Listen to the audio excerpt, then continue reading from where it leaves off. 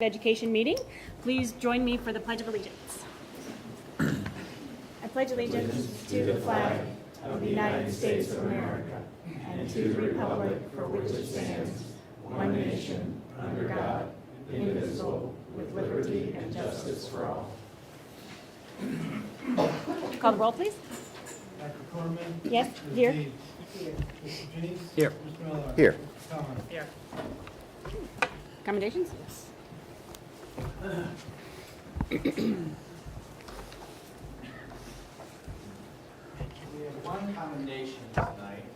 Each year, Coughlin Automotive Group honors one teacher from each district in Licking County with the You Make a Difference Award. For 2017, the Granville Schools honoree is Brandon Mesner. Brandon, come on up.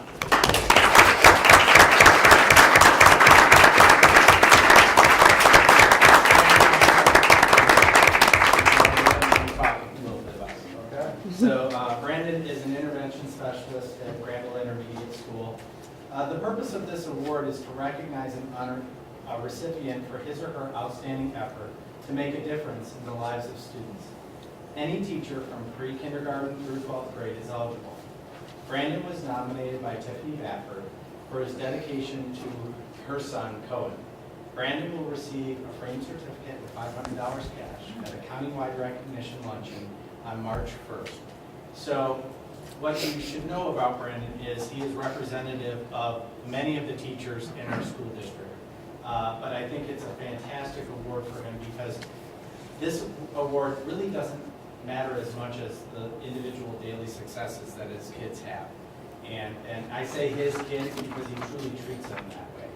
And so it's an honor for a person like me that's in charge of instructional leadership to look at a teacher like Brandon and say, great job, congratulations, and well done. So on behalf of the Board of Education, the administration, you have made a significant difference. Thank you.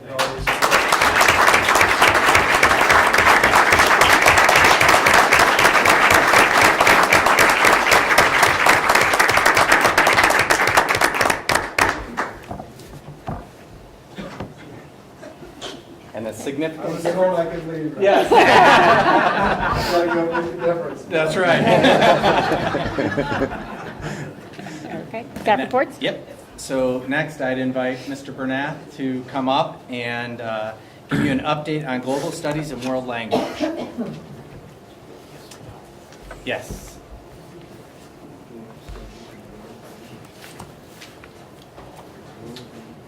All right, you have two documents in front of you. One is just a copy of the PowerPoint slides for this evening. The other one is the draft curriculum document that I referred to a couple times during our conversation. So if you want to have that handy, that would be helpful. So we have been working for quite some time on the World Language and Global Studies program in our K-6 buildings. But really this process started a much longer time ago. Even prior to the innovation process, global studies was something that we looked at in the district, starting at the high school, the Global Scholars Program. That's going on 5 years almost already, which is really, really hard to believe, to be very honest with you. But this K-6 program really started through the innovation process. One of the finalists, if you will, conversations that we had about the innovation we want to make in our district was K-6 language at the elementary.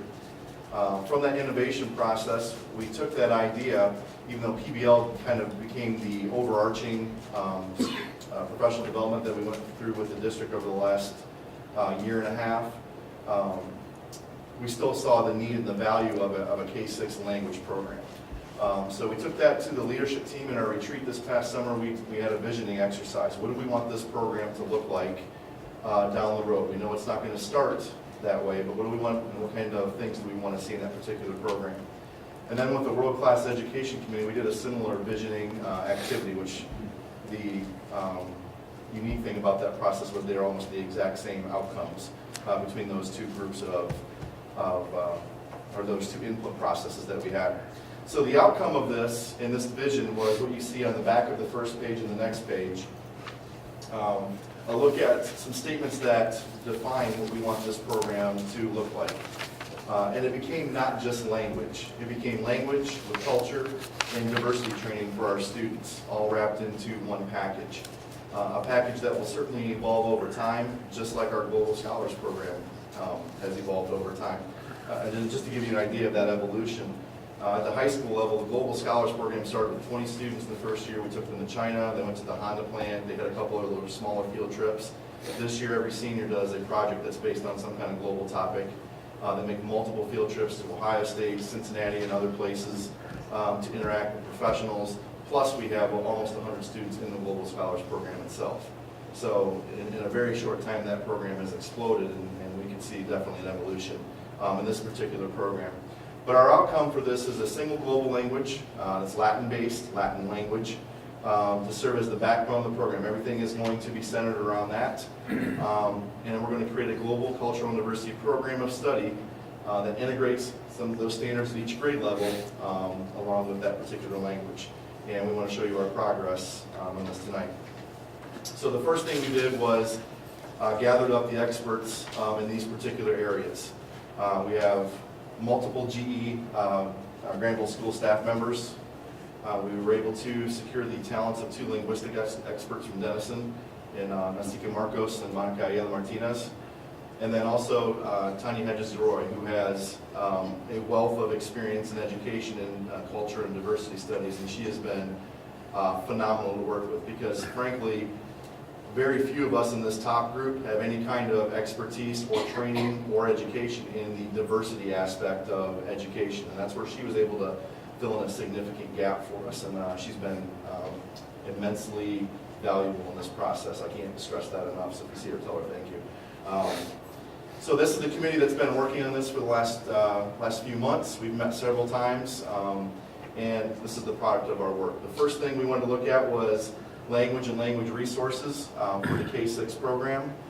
We want to talk about the structure of that K-6 program, how cultural diversity and global resources and curriculum fit into that, and then actually craft the job description and qualities that we're looking for in an applicant. This is a little different position than just putting out there that we want a teacher that teaches language in K-6. We want more than that, and you'll see that reflected in the job description as we get to it later on.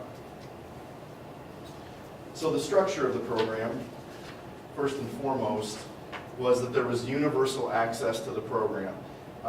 In other words, we want every student to go through every aspect of it. That means we can't put it in situations where if students are getting pulled out of these classes or pulled out of this section of the curriculum or they're accelerated past a certain point, that they're going to miss out on different aspects of the curriculum. So we have to make sure that it's put in places where everybody has access all the time, K through 6. And that was a non-negotiable for us. It had to allow for an organic integration, and evolution of the program. So ways that we could connect it to the curriculum that weren't forced, that weren't contrived, but would happen on its own naturally over time. And those will certainly grow as we get into this, but things like project-based learning opportunities. And that spurred some of the staff members that we had in the committee that they wanted to be a part of this process because they were interested in how it connected to their specific subject and how they could do a PBL project potentially down the road, integrating with this new curriculum. So the outcome of this was it will be part of the specials rotation in each building. That's a 4 or 5 day rotation depending on the building. There'll be 1 teacher at GES, 1 teacher at GIS. Spanish will be the language of choice. Not that we won't maybe introduce snippets of other languages here and there as part of the cultural studies, but it's going to be the language that we're going to focus on K through 6, mainly because it's Latin-based, but also its prevalence in the United States, and it is a career language. If you can speak Spanish fluently, that opens up doors later on down the road in this particular country and abroad. So that was the outcome of that particular process in terms of the structure and how we're going to deliver this to students. The how was actually kind of the easy part, the what was the much more difficult. And that's where we get into the global and cultural and diversity curriculum aspects of this. So the biggest thing with this is, if you go out there and look at the K-6 standards for language in Ohio, these are the 2 statements that you see in terms of teaching culture from a language perspective to students. And I'll just read them just because they're kind of small. Examine and describe relationships among products, practices, and perspectives and compare them across cultures. And experience the target language and culture and share information and personal reactions with others. So pretty vague, wide, very open statements that you can really interpret a lot of different ways. And we didn't want to leave the cultural and diversity aspects of this curriculum to interpretation. We want to be consistent regardless of the person who's in that particular position and teachers. So we set about making a very consistent scaffolded content over time that builds upon itself from kindergarten all the way through 6th grade. And for those of you that have social studies backgrounds, we use what's called the expanding communities model. Not my words, Mr. Hopping explained that to us once we got done with the process. But there actually is a model in that you teach culture and diversity starting at culture and diversity that's most close to home, and then you work your way out into an expanding community, which makes sense from a K-6 environment. Students know their own homes and their own communities first, and then you branch out to a more global aspect as you go through that education. And you'll see that reflected in our curriculum. The backbone of all of our global competencies is the framework that's put out by the Asia Society, which we actually based the Global Scholars program at the high school several years ago upon. It includes 4 parts: investigate the world, recognize perspectives, take action, and communicate ideas. And those things each have their own descriptions, but that's what we're trying to accomplish with students. Investigate the world and recognizing perspectives. Those are more of the knowledge level type things. Are you familiar with the world and all the differences that are out there, and similarities as well. The communicating ideas and take action is kind of where you take that to the next level, where there's an actionable item by the student. You're either taking action on an issue or a project or a question, or you're communicating with someone else in some kind of medium, whether it's electronic, print, or the spoken word. So you'll see those reflected throughout this particular curriculum that we've put together. From a cultural standpoint, we've divided this up into K3 and 4-6. That actually fits real nice because that's the structure of our buildings. But if we would ever change the grade levels that we have in our buildings, this would not change because of that. So it fits nice and neat, and we're not changing grade levels in buildings, just to clarify that, okay? So the first part, the K3, is really what we call American Studies. So we're starting at this, this very root kindergarten family and local cultural level. And then we're branching out in 1st grade to more the local community and Licking County, so to speak. 2nd grade, we're going to get into the Ohio culture, and then 3rd grade, more of a national United States culture.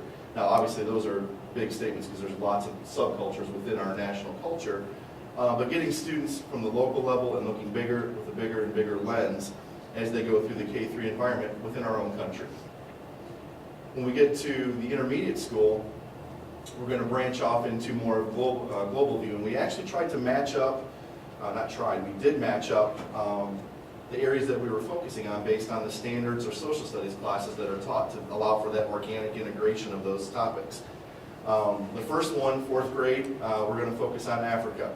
Now, of course, that's the first one, and it actually doesn't fit any standards that we have in the state of Ohio. 4th grade is Ohio. Ohio, social studies, history, etc., that are part of the standards there. And the reason we chose Africa was very simple. If you look at the standards K-12 in Ohio, Africa is almost a forgotten continent in some respects. We don't have a lot of things that are directly related to Africa. I think it's the one, just anecdotally, the one area of the world that our students know the least about. So we wanted to focus on Africa because we had already focused on Ohio back in grade 2. So we're going to give kids a little precursor to grade 4 in grade 2 with some of our Ohio cultural studies. Obviously, there'll be a lot to add, so our 4th grade teachers don't have to worry about not teaching content. There'll be plenty there left for them to get to. In 5th grade, we're going to focus on Central and South America. That's a natural fit with 5th grade social studies. And then 6th grade Asia, in particular China, India, and the Middle East. Those would be the 3 regions that we would focus on the most. Again, that's a natural fit for that curriculum as well. So there's a definite coordination with the social studies standards and the global nature of what you're going to see at each grade level and what you'll see in that document that you have. From a diversity standpoint, and this is where Tanya's expertise was incredibly invaluable, to find something out there that could give us a way to scaffold the way we're teaching diversity and culture.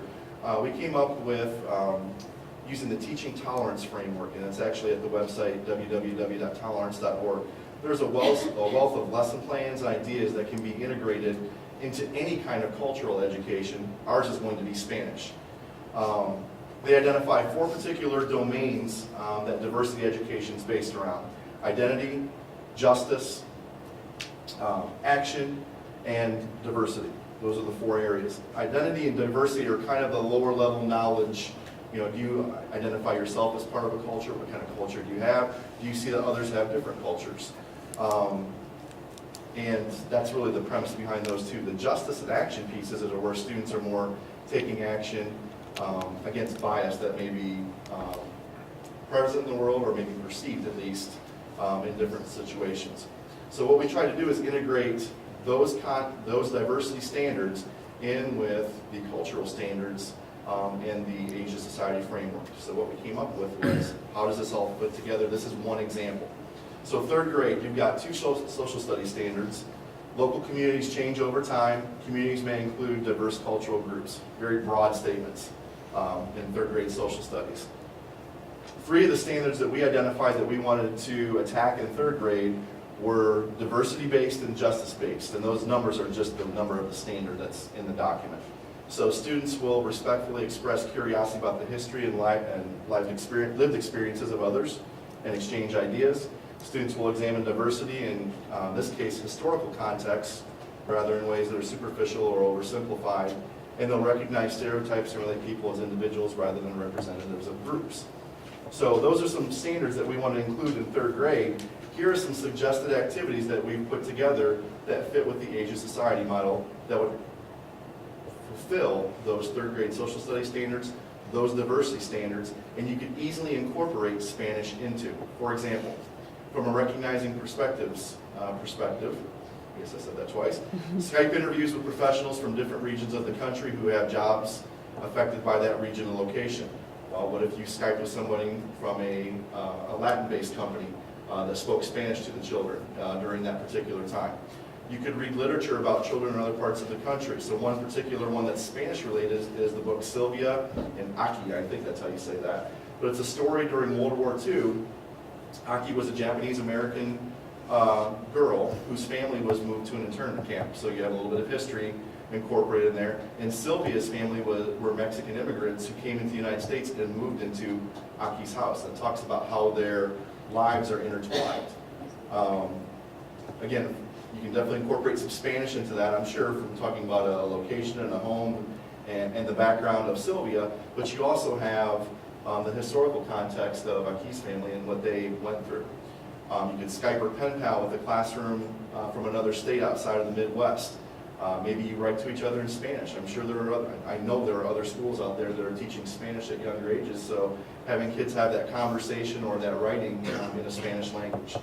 So you're tackling some of these standards through the Spanish that you're offering, and you're also teaching a little bit of social studies to the kids at the same time. This takes a very creative person and somebody that has a lot of background, not just in Spanish, but in diversity training and cultural training. And that's what you'll see in the next step with our hiring process. So we are going to post these positions this week. They'll go out locally through the Ohio Department of Education and other national sites that we always use. But we're also going to use the people within the group to advertise to maybe non-traditional places for teachers.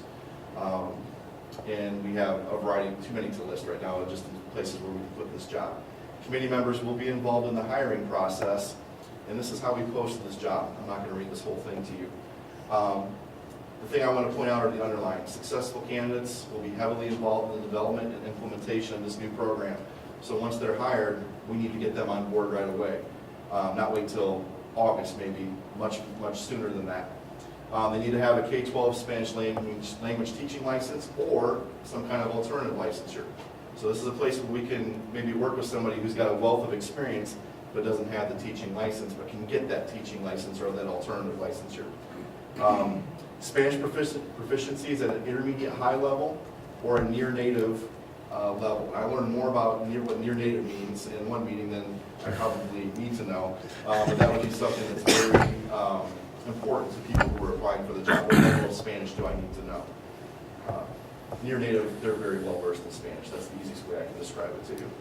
And then finally, the last piece of this cultural diversity training or experience teaching a global studies curriculum, emphasizing diversity is preferred. And that's going to be a place where now our pool got a lot smaller real fast. And the reason we use the word preferred was we do want to open it up to a variety of candidates and make sure that we have enough to have a solid interview process.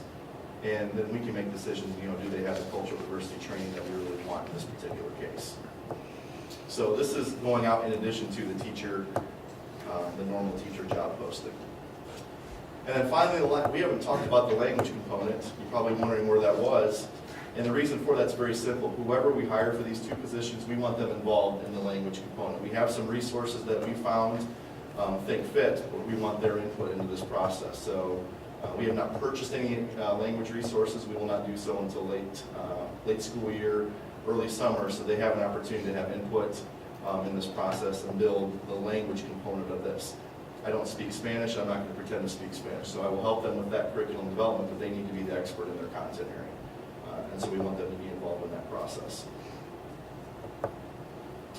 So that was a lot in a very short period of time.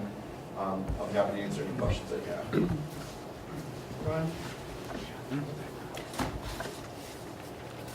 Ron? This is fantastic stuff, and I had the benefit of hearing some of this in the World Class Education meeting. I'm really excited about it, especially excited about how we're planning to integrate the language with the project-based things and the diversity and the other kinds of stuff. So I think that's just a fantastic blend there. And I think if it's done well, they can reinforce each other, right? So it's not like detracting from your language acquisition time to be teaching these other things. I think you can integrate that nicely. Do you have a sense for sort of the split of how much of the curricular time is going to be based on language acquisition and how much of it's going to be based on other global kinds of studies and issues and so forth? Is there a way to kind of calibrate, or is that going to depend on the staff and the grade level and so forth? I think it depends on the staff, and I think initially you're going to have more of a focus on the language piece, just because getting off the ground, that is the backbone of this particular program. And I certainly don't want to limit them. I don't want to say, well, you have to spend 90% of your time on language acquisition when that may not foster that creativity that we want to see in this particular position. So language is the backbone. That's from the innovation process why we started this process. But it needs to be incorporated into the other areas as much as possible. Yeah. Where it becomes more difficult are places like, if you're doing Central and South America, there's a lot of easy Spanish culture and language integration you can do in that. Africa is going to be a little more challenging for these individuals. But I think that the way that you can extend it back into the classroom as well, I think has fantastic opportunities as we get into PBL and things like that. I think that's going to be really great integration. So kind of mechanically, this is going to be one of the specials that's added to art, music, gym, and potentially library in the rotation cycle. But the time of each of those classes is effectively going to be the same, right? So it'll still be a 40-minute block, which should free up some time for the other specials teachers because they'll have less class periods or something? Yeah, or you can make those classes a little bit smaller and have students go to them in smaller groups as opposed to maybe 27 or 25 to 27 in a given section. So. Good. It seems like, this is a really significant investment of staff, which I think is the right thing to do right now, and I think we should take the opportunity to think well about how are we going to use that time, because there's physically that much more time available, right? If there's a way to get back to classroom teachers by extending the time of the specials period, or whether it's a way to get the other special teachers to get it integrated in PBL, which we want to have happen. So I think there might be a way in the rollout process to kind of think creatively about that, and I'm not sure if you've had any thoughts along those lines, or because you're adding staff, so you should have more time. And maybe it's splitting up kids in big classes, I don't know. One of the things, you're absolutely right. The specials, we're looking at the specials maybe being a little bit longer because they will have less number of times that they meet, but maybe being a little bit longer, but that's not finalized yet. The other part is if you look back at the teachers we have involved in this committee, we were very intentional about making sure there were specialist teachers from each building involved. Right. And I'll speak for one teacher at GIS, I won't mention any names, but she's already from Hog Wild in terms of, I want to do this and this with this person, and they already have some great ideas. It might be an opportunity for us to say, slow down and do it well, and not do it all at once. Yeah. So, There are some natural connections. Language acquisition, if you go into our high school classes, you're singing, songs. That's part of the linguistic process of actually getting the rhyme and rhythm of that language. So there are some things that naturally fit other disciplines. And so giving them the ability and the flexibility to integrate is, I think, the main thing that we took away from this process, or at least I took away from Ryan's leadership of this, was, this is something that can't be done in a silo. It's not just about language acquisition. And if it is, it's short-sighted. And so it's all about that looking at it from a more diverse perspective. And I think that speaks to just PBL in general, right? Is you just don't want to do that in your own room, right? Yeah. The more you can integrate other staff member, other people in your grade level, special teachers, other language and things, I think the richer the experience becomes. So I hope we can be intentional about that as this rolls out, and talk to staff about having more time because specials are longer, or use the other specials teachers to integrate into PBL things and so forth. So that's great. Yeah. Question. I have, in terms of transitioning from 6th grade into middle school, this is totally just a logistics question. And I'm Spanish. I have no objection to Spanish being the chosen language, but I'm just curious as to when they transition to middle school, hopefully the interest in taking language in middle school will increase, and is that going to be an issue with the number of Spanish teachers that we have at that level? I understand what you're saying. Fortunately, we had a lot of conversation and did a lot of research on this. Number one, the research is pretty definitive that one language for younger students is much better than skipping all over the place. Sure. We talked about kind of the spread approach and doing a different language each year and giving them a little bit of language, and that was just not the ideal way to do it. The second thing is any language that a student takes, regardless of what it is at an early grade level, means they're more likely to A, take a language later on, and B, whatever that language is, pick it up much more quickly. So I would say it's really no different than we don't offer Latin until high school, and students still take Latin in high school. Right. More than fill up Mr. Fisher's schedule on a yearly basis. Okay. So, they've had French or Spanish for a year and even have a high school credit for it in a lot of cases, but they still choose to switch to that Latin language. So I think we're actually going to have more. We also have flexibility with staff members. Most of our staff members can teach both French and Spanish. Oh, okay. So we do have that flexibility, and it's something that we have to keep in mind moving down the road. Should we ever have an opening, that we need to look for that flexibility if possible. Okay. Hire the best teacher first, but flexibility is also something a consideration in that scenario. Excellent. Yeah. But I think the other part that we've talked about is when those students hit the middle school, are we going to eliminate Spanish 1? Will they have mastered that content?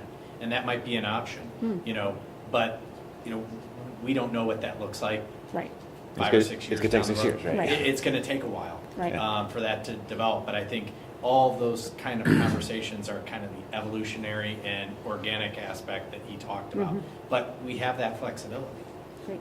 I would say right now, the goal of the program is not to get kids through Spanish 1 by grade 6. Right. Yeah. It's going to be more spoken language, not as much written, not as much grammar, more focused on the Spanish integrated with the global diversity and cultural concepts that we want to make sure every student gets as well.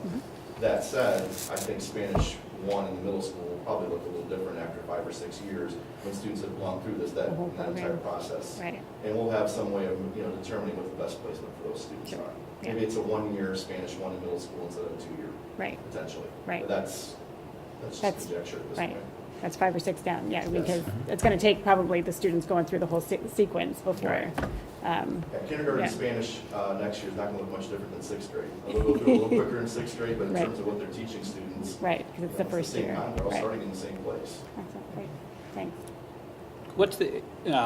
I'm excited about the fact that there's been a lot of collaboration with the folks at Denison on this project.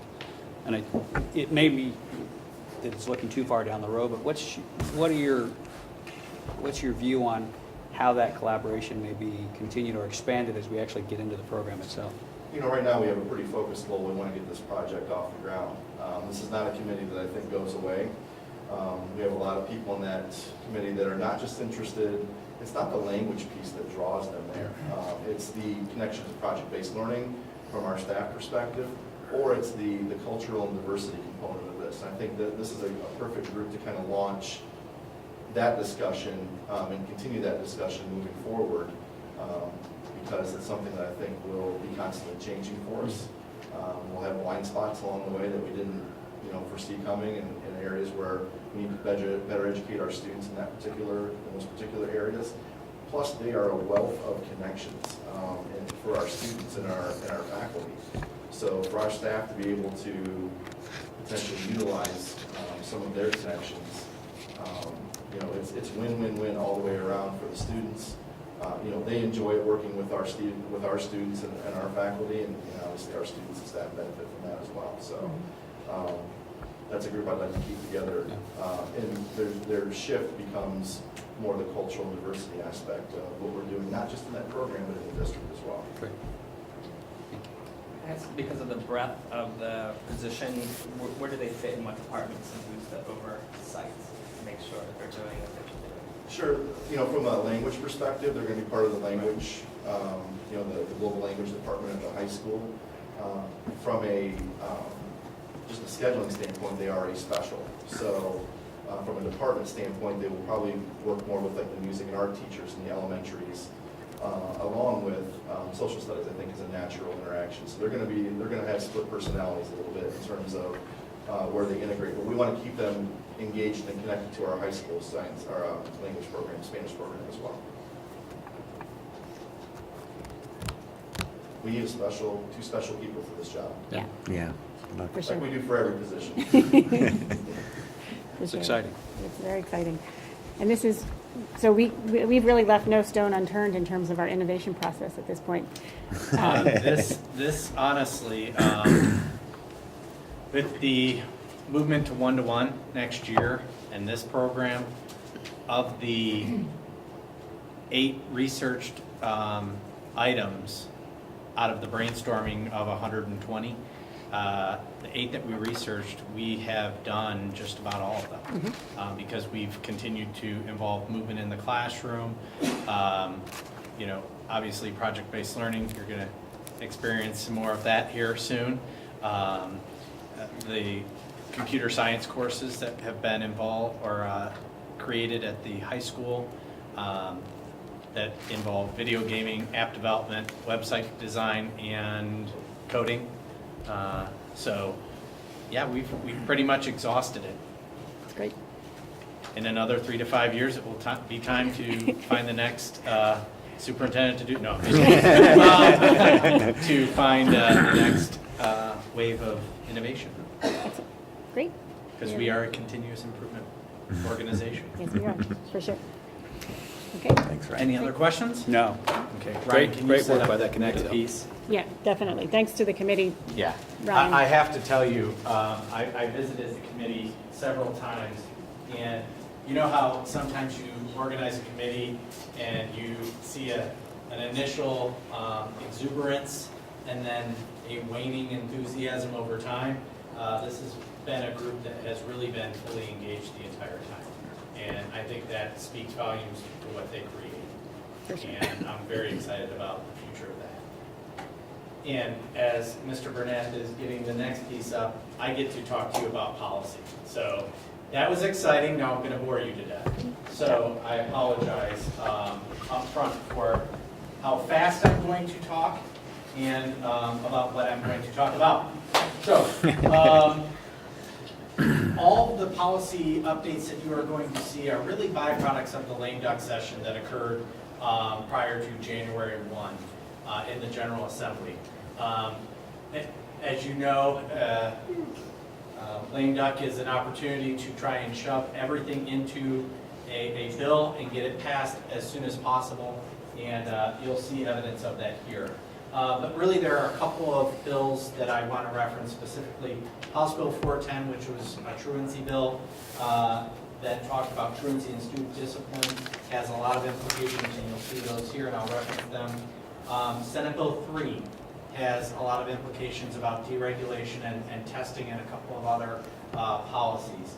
All of these have multiple policy aspects to them, and we'll kind of walk through that.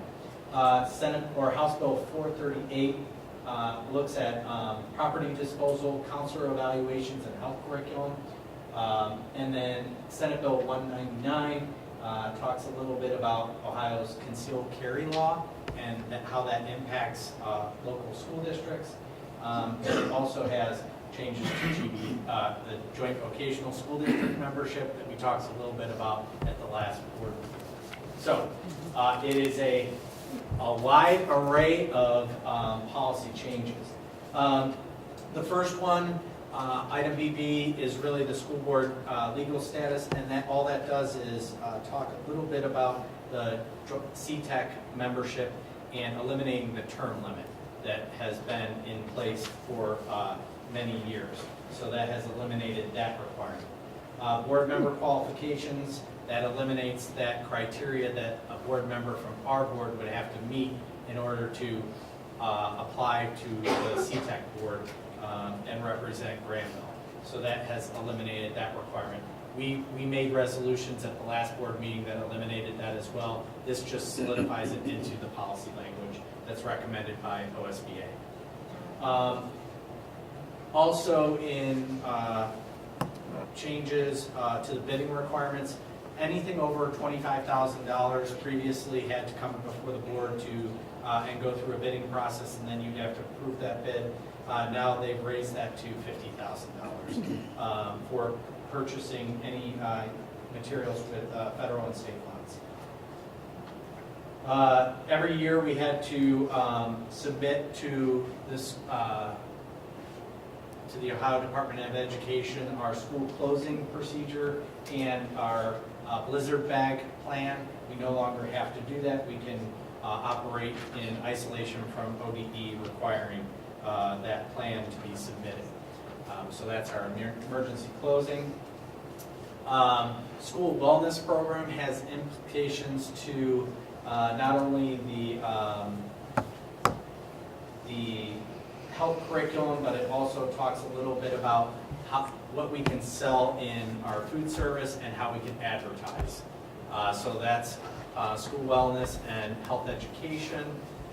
College Credit Plus is an ongoing tweaking of that language, and it really implicates the participation in extracurricular sports. So a person that is involved in College Credit Plus cannot be negatively impacted from their eligibility standpoint. Let me give you the exact language. School districts will not deny students opportunity to participate in extracurricular activities because of their participation in College Credit Plus. That is the change that was a byproduct of, I believe, Senate Bill 3. Yes. Co-curricular activities allows non-resident students to engage in our extracurricular sports, but it leaves it up to the board's discretion. We have chosen not to exercise that option in the past, and we will continue to not allow that option moving forward. However, we do allow residents who attend a different school who want to participate in our extracurricular activities to utilize our teams. So if a student lives in Granville but attends Granville Christian Academy, and Granville Christian Academy does not have the sport, they can participate in our sport that we offer here at Granville Schools.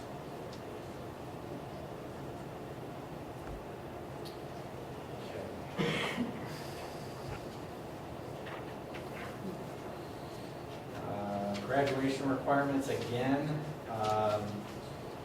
There was some permissive language. It's a required policy, but really all it does is make a tweak that our students that are in a career-based pathway math course, it must be approved by ODE. Okay, again, a small change, but it requires a rewriting of the policy. So that's part of the graduation requirements. I talked about House Bill 410. The next, I would say, student absences all the way down to student expulsions are all byproducts of House Bill 410.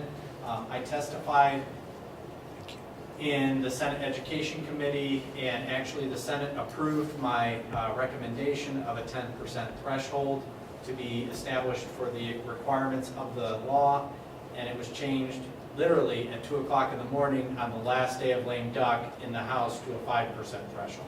Still a threshold, but there is more work to do from an advocacy perspective because the 5% still includes unexcused and excused. So if you have an excused absence, even medical, it's still lumped into our aggregate truancy rate or chronic absentee rate that's listed on the department's local report card, which we feel is not representative of our true level of absence on a regular basis. But what it does is it outlines the hours required for mandatory attendance and then the hours that consider students chronically absent.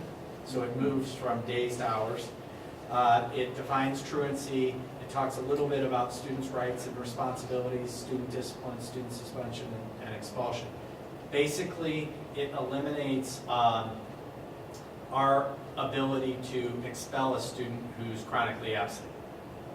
Makes sense, right? If they're chronically absent, we don't really want to expel them because then we're kicking them out of school for being absent.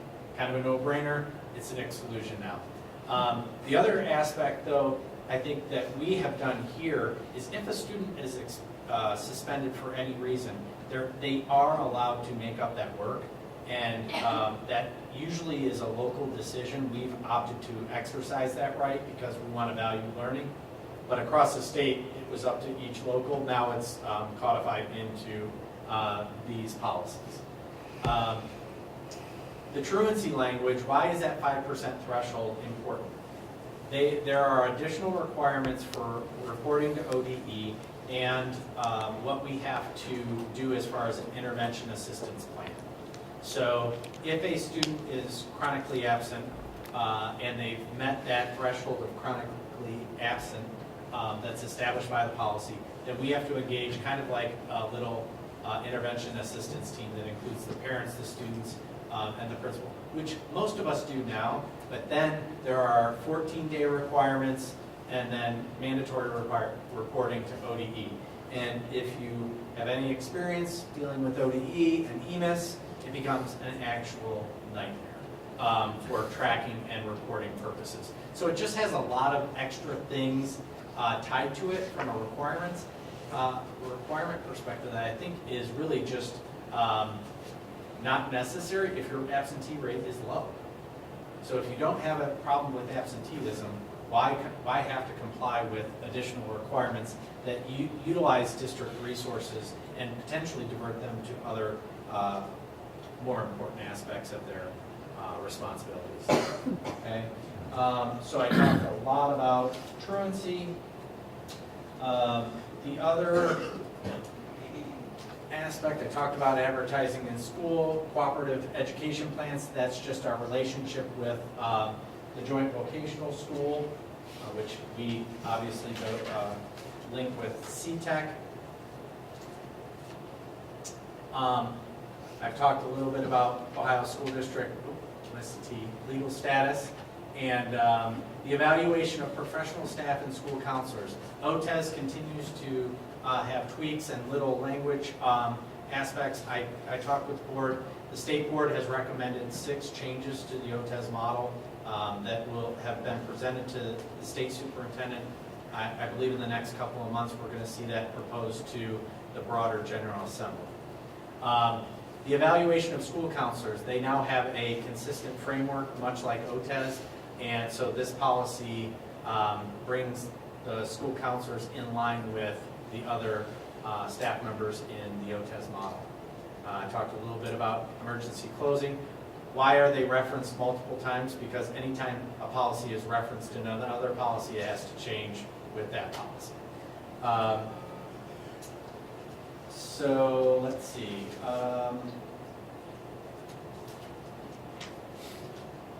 Let's talk a little bit about public conduct on district property. And I've kind of covered the zero tolerance policy because that was implicated in the truancy language. But the concealed carry. There is now language that says, and I quote, it allows a person who has a valid concealed handgun license to leave a firearm in a motor vehicle while in a school safety zone, as long as the vehicle is locked. Right now, our schools are weapon-free zones. They're not allowed in vehicles. They're not allowed on school property. Senate Bill 199 changed that definition. I will not add on to that because I don't want to add my bias. And everything else is just a revisiting of things that I've already talked about. The testing program actually goes back to Senate Bill 3 that limits the amount of time students are taking assessments in the school district. I don't think I mentioned that under Senate Bill 3. Another thing that I would like to mention about Senate Bill 3 is it was designed as a deregulation bill for high-performing school districts. When they created the definition of a high-performing school district, there were 18 schools that fell into that category. Granville was one of the 18. So we technically are part of the deregulation, and we don't have to comply with certain requirements of the law, like related to the teacher resident education program and class size requirements. And ODE still has to make the regulations of what class size they mean, because it could be regular ed class sizes, or it could be like gifted educational requirements that are written into operating standards. So we do fall into that carve out for highly performing school districts. I know I've talked quickly because I want to get you to the fun stuff. Any questions? This is the first reading. This is not an action item tonight, so I will come back and revisit this at our next meeting, and we'll do the second reading and the final approval at that time. So this is all the result of legislation that has already passed? Yes, this passed and lame duck. Yep. Yep. There are plenty other bills that will be introduced in the next General Assembly or already. The good news is I think the budget that has been released from the governor's office has traditionally been a vehicle for additional educational policy. And really there are three things that were built into the budget, and Mike and I have discussed those already. One is related to third grade guarantee, College Credit Plus, fixing some of those issues that have been popping up. Again, what you're seeing is policy done on the quick needs to be revised and revised and revised and revised.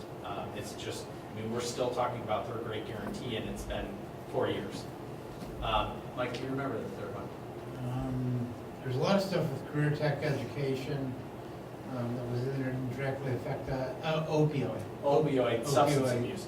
Actually, Mr. Bernath has been also working on some of the substance abuse education program. We're going to report probably in the next board meeting about that.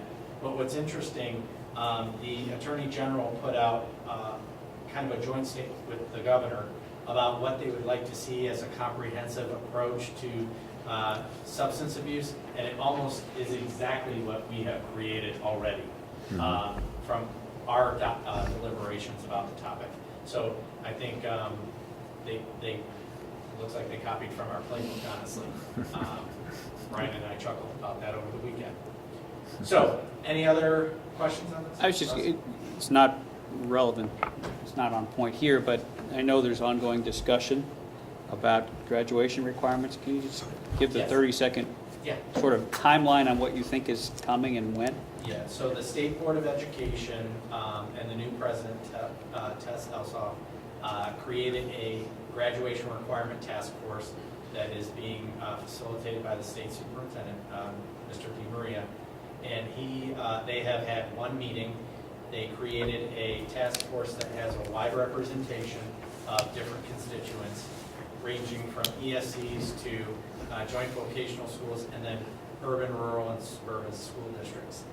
They are looking at the data, they're looking at the point system, and they're looking at the assessments. And I think that's a wise move to do it well.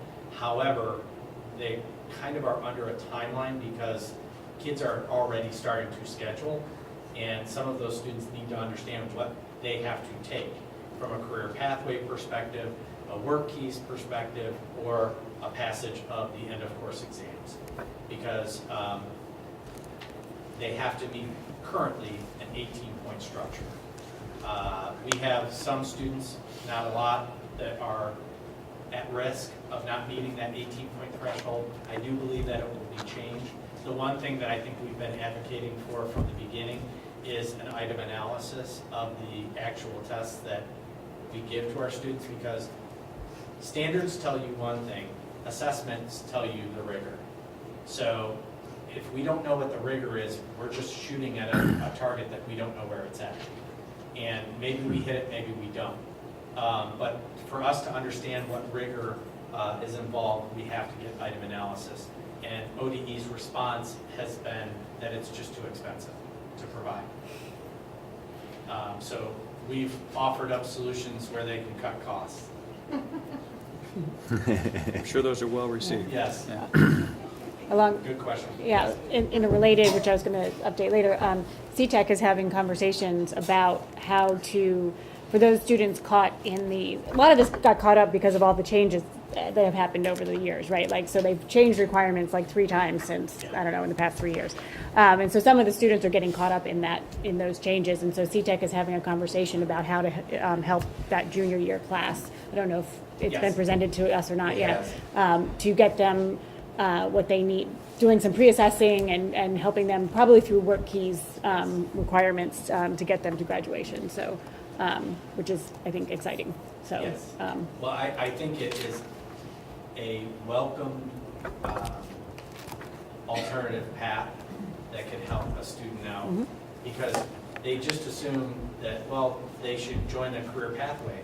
But if they're juniors, they've already missed that opportunity for that pathway. So that's not an avenue for them to actually pursue. So their solutions didn't necessarily fit from a timing perspective. right. So anyway, so that's, Yep. I think that's going to come our way. Or Yeah. It's an ongoing conversation as far as graduation requirements, but their timeline is that they have to have something back to the state board, I believe, by the end of March. Okay. And did he drop the non-voting members of the board requirement that was being discussed? That is currently still in the budget. Okay. But all indications are from our local legislative representatives is that that provision will be stripped. Okay. And we encourage that to happen. Anything else? All right. Thank you. Come back to the fun stuff. Does anybody need to switch this? Glenn, you have to switch to a new presentation. Here we have it up. They have it up? Okay.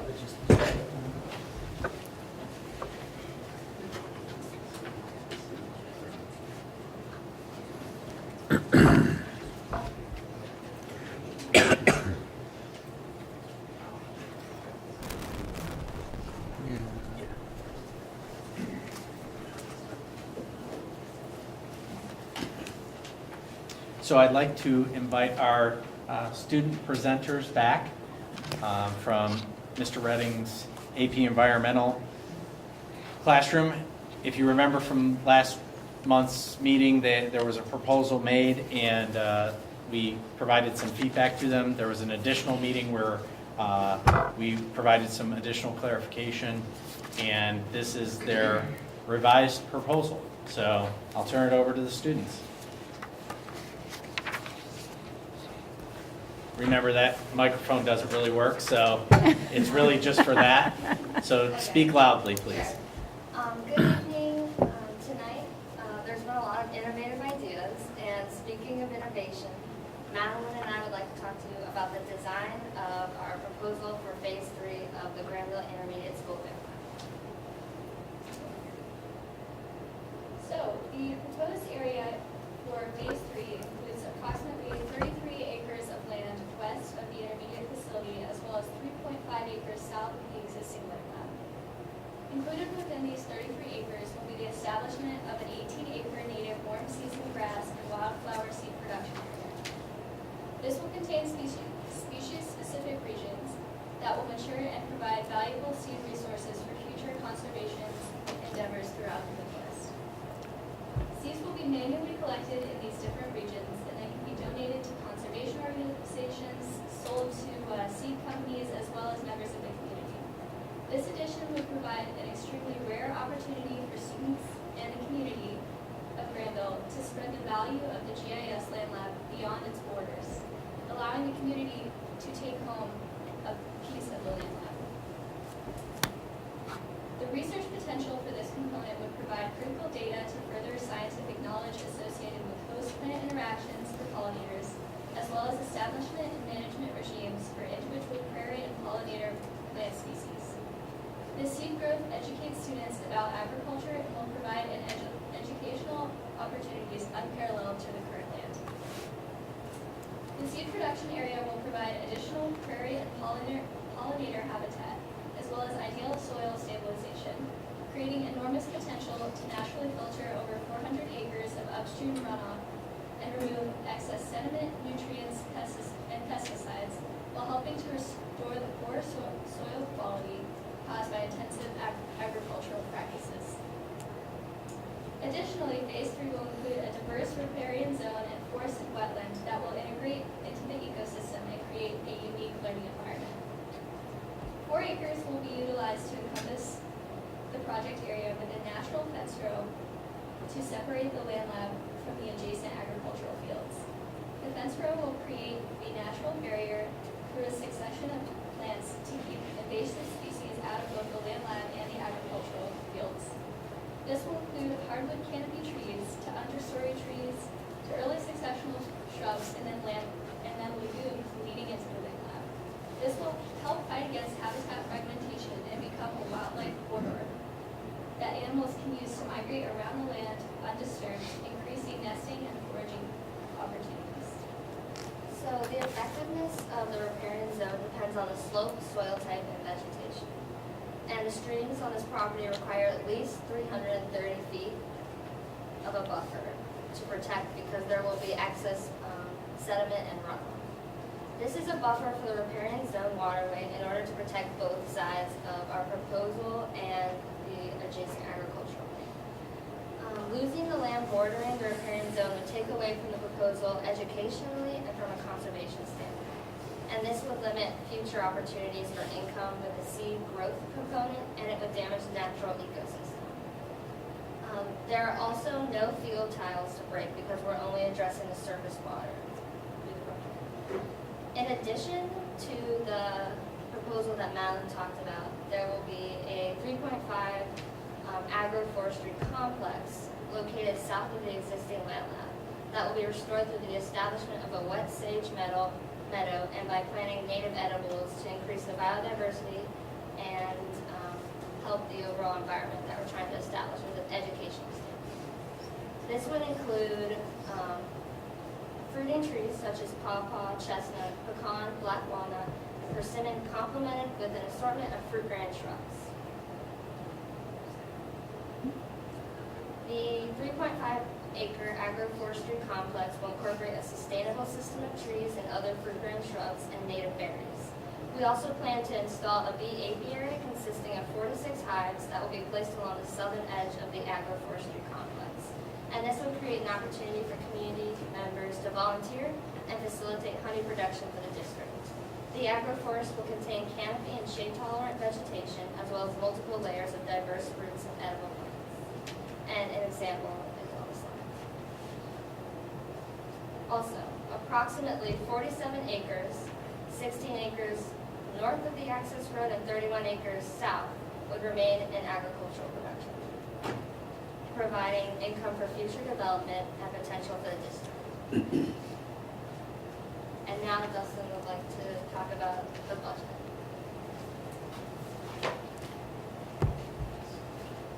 Hi guys, so my name is Dustin Braden, and I have everyone's favorite topic, budget, so we'll jump right in. We've included in our written proposal copies of this, so I'll just try to go through this pretty fast since you've already seen it. Okay, so I'll start with liabilities. From the loss of the lease, from phase 1 and 2, $6,300 were lost. For phase 3 and 3.1, $6,933.58 are what we estimate to be lost. if it was to be approved, for a total of $12,833.50. That's from the loss of the lease. For maintenance and upkeep of the infrastructure, so that's going to include the bridges, the amphitheater, and the boardwalk we've already incorporated into the land lab. That's going to be about $200 annually. And then for equipment and personnel contribution, for the personnel contribution, $1,800 will be paid by the district for personnel contribution as per the agreement with U.S. Fish and Wildlife. And then for the land lab and garden management position, which would be an annual stipend, we're estimating $6,000 per year. And then a one-time payment of $371.20 for the tractor to pull the provided tree planter and grass drill for the new position. And then for maintenance and operation of the previously mentioned power equipment, it's going to be about $2,100, and that would be annual. So the total liabilities is about $23,304.70. As for the assets, and this includes phase 1, 2, and if 3 and 3.1 were passed. For grants, we've gotten $5,000 from the Stream and Wetland Foundation, $3,000 from the Granville Foundation grant for professional development and project management, and $3,000 for the Granville Educational Foundation grant. So that's a total of $11,000 from grants that we've gotten, and we'll continue the hunt for these opportunities. As far as donations go, we're planning on, we've already applied this year, and due to funding, Kiwanis is working on funding addition to the Wildwood Park. There's going to be about, we're asking for $1,000 a year basically for donations from them, and we've contacted them, and they seem really excited to be working with us. And unfortunately, we can't get that this year due to that repair I was mentioning at Wildwood, but we plan on going forward with that in the future, and that would be annually. As for labor and maintenance, the U.S. Fish and Wildlife paid $33,366.48, or that's what they would pay for the addition of 3 and 3.1.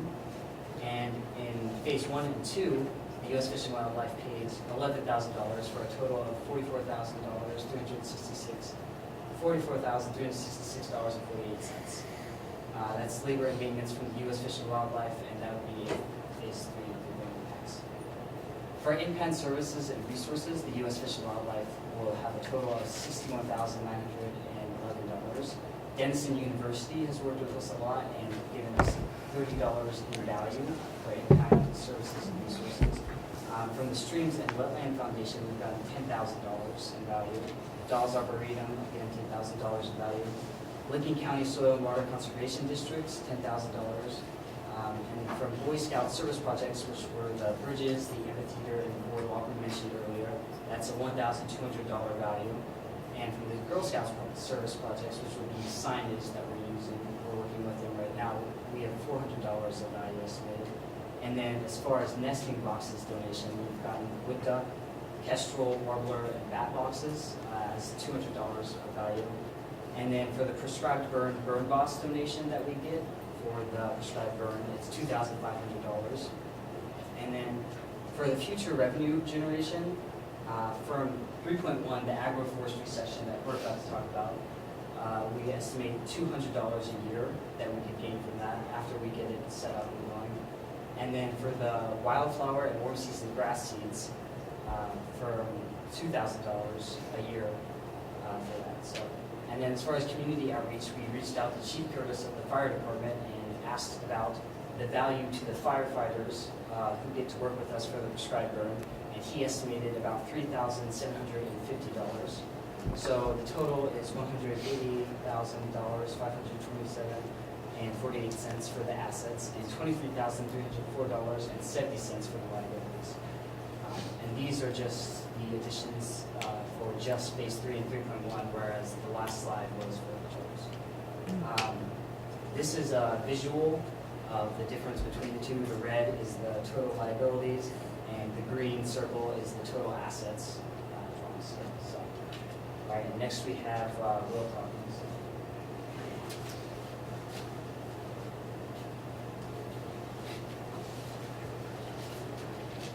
Okay, so I'm going to talk to you all about what's really on your minds, and that's the education part.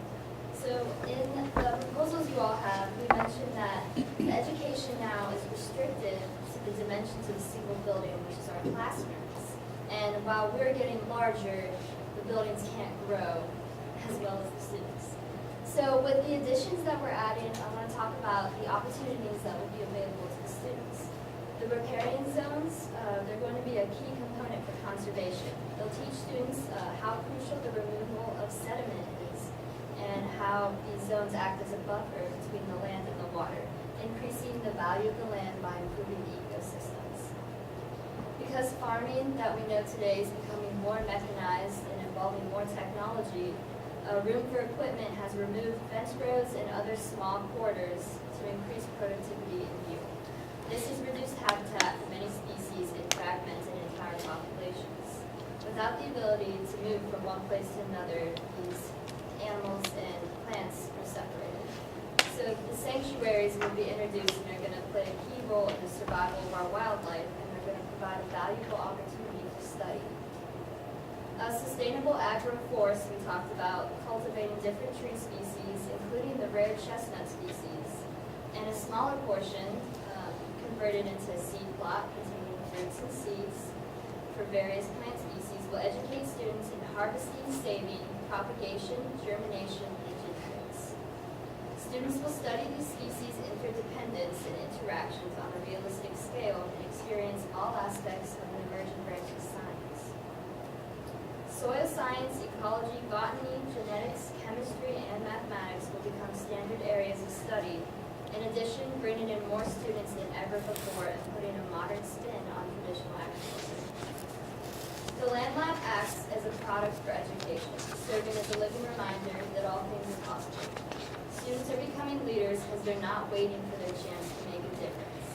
The legacy that we are leaving behind will be impacted by them on a daily basis. Our goal is to make this resource available to all so that every student, no matter the age, no matter the grade, no matter the institution, can go out into the Land Lab and impact the community in their own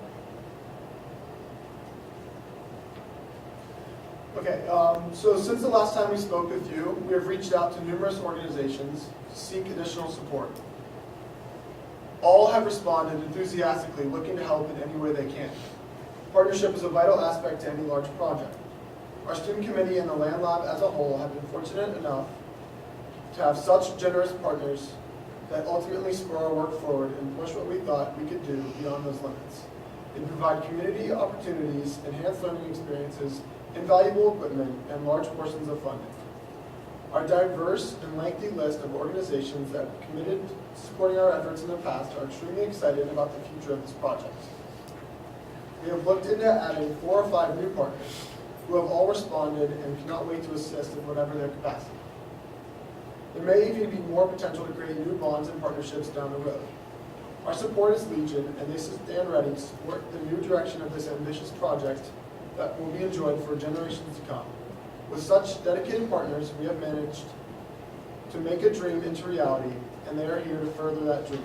A few of the additional partnerships we have made include the Licking Land Trust, Kiwanis, the Nature Conservancy, Ohio Conservation Confederation, and the Ohio Department of Natural Resources. The Licking Land Trust has shown massive interest in collaboration and agreed to help any way they can.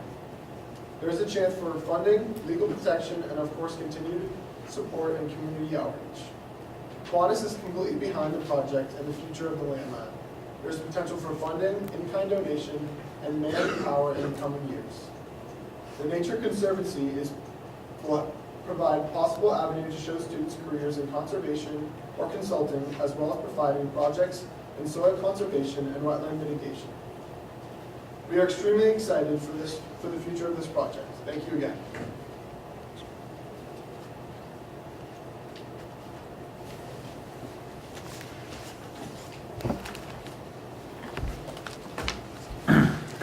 Okay, so thank you very much. Great information for the board to consider and digest. What we're going to do is have public comment, and then we're going to enter into board discussion where they can talk and actually have a dialogue about your proposal and what you've suggested. So Public comment? Oh, right. So we've, sorry, come to the point in the meeting where we are going to entertain public comments. If you'd like to address the board, please come to the podium, state your name and address, and you can speak for up to 3 to 5 minutes.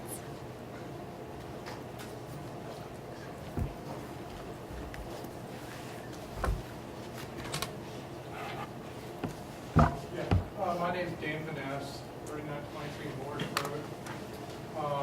Kids did a great job with the presentation. I'm a little bit perplexed, as I went along, I'm surprised, and I'm the guy that's been farming this property since the 80s, since before the school was done, before the first land lab. Not once did I get a phone call, a question. The first I knew about the second phase going in was in December, when Mike and Jeff brought it to my attention. And at that point, I kind of thought it was dismissed. And then last week, a new proposal was forwarded to me. And forgive me for getting a little emotional, but farming is how I make my living. And it's how I put bread on food in the table. And, one thing we want to look at is,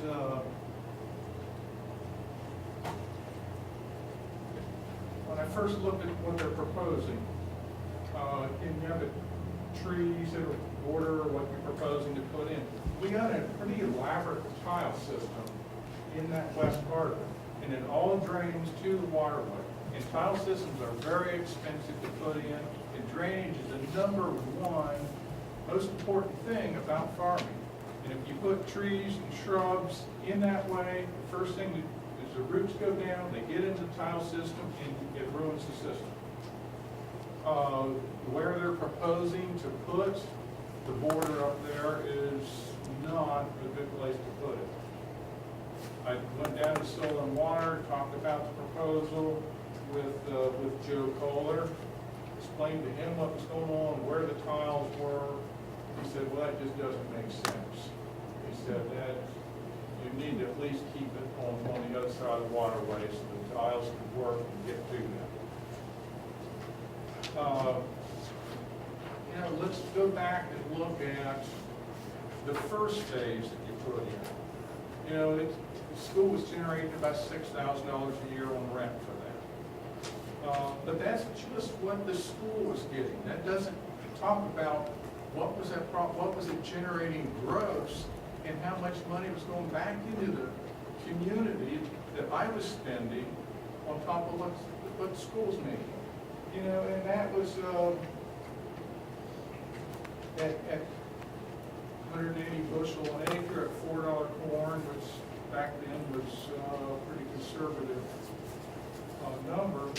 But in 4 years, since that started 3 years ago and coming into this year, that'll be a loss of $115,000 just on that first phase of money going back into the community. The school board, you've been a big advocate of economic development the last 2 years, especially since the last election, you won by 52 votes. This next phase will add another 35 acres to that, which will reduce about another $5,000 a year to the school, about $25,000 a year back into the economy. Let alone, and that affects my bottom line. I utilize grain bins on the Guthridge property. A lot of those commodities from that area get shipped into that. This will affect my operation. There's tons of educational opportunities that I think the school is missing by what we do in production agriculture. And that's, how many times do we take equipment down the road and the big thanks that we get is the middle finger because you're taking up too much space, you're slowing people down. These things aren't taught in the school. They want to talk about ecology type things or how GMOs are bad in the world. Oh, there's problems with some GMO, but there's some great things too.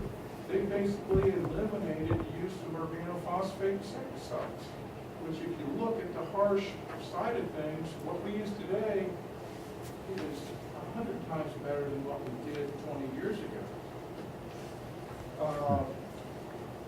And it really irritates me that you don't take opportunity of what is going on there now that won't cost you anything. We can look at the varieties that are planted, how nutrient uptakes affect yields at certain stages, how drainage affects things. There's a lot of new things going on, and you look at some of the limits in agriculture, basically water, sunlight, carbon monoxide. If you could control those, it's amazing how we could double yield. We have to feed the world. The United States is the top producer, and we need to make lots of cheap food. It may not be as good as homegrown, organically raised, but in a lot of parts of the world, it beats nothing. So, but anyway, I am kind of appalled that the group has not even came to the farmer and asked, how does this affect you? And how does it, the total gross receipts, how does it affect our community? And that's what we have to look at hard. You guys got an election coming up next year, not an election, but a levy. And people are looking at how every dollar is spent and how every dollar is made. Anyway, that's all I got to say. Dan, I have a question. Yes. And only because, and we don't have the map up there now, but you talked about your drainage tiles. And is that down by the stream bed, or where's the impact? With the greatest impact, I guess. Okay. Here is the waterways that go in. And if you look at these maps that I got from the Soil Conservation Service, if you can see some diagonal lines in here that are going this way, you kind of just barely, that was taken at a time where the ground was tilled and dried out just enough you can see that. And there's every 60 feet, there's tiles that go down and they hook into a main that goes through here. Through the stream bed. And Is there a little pointer? Talking about the tiles that run this way to this stream, correct? Thank you. Okay.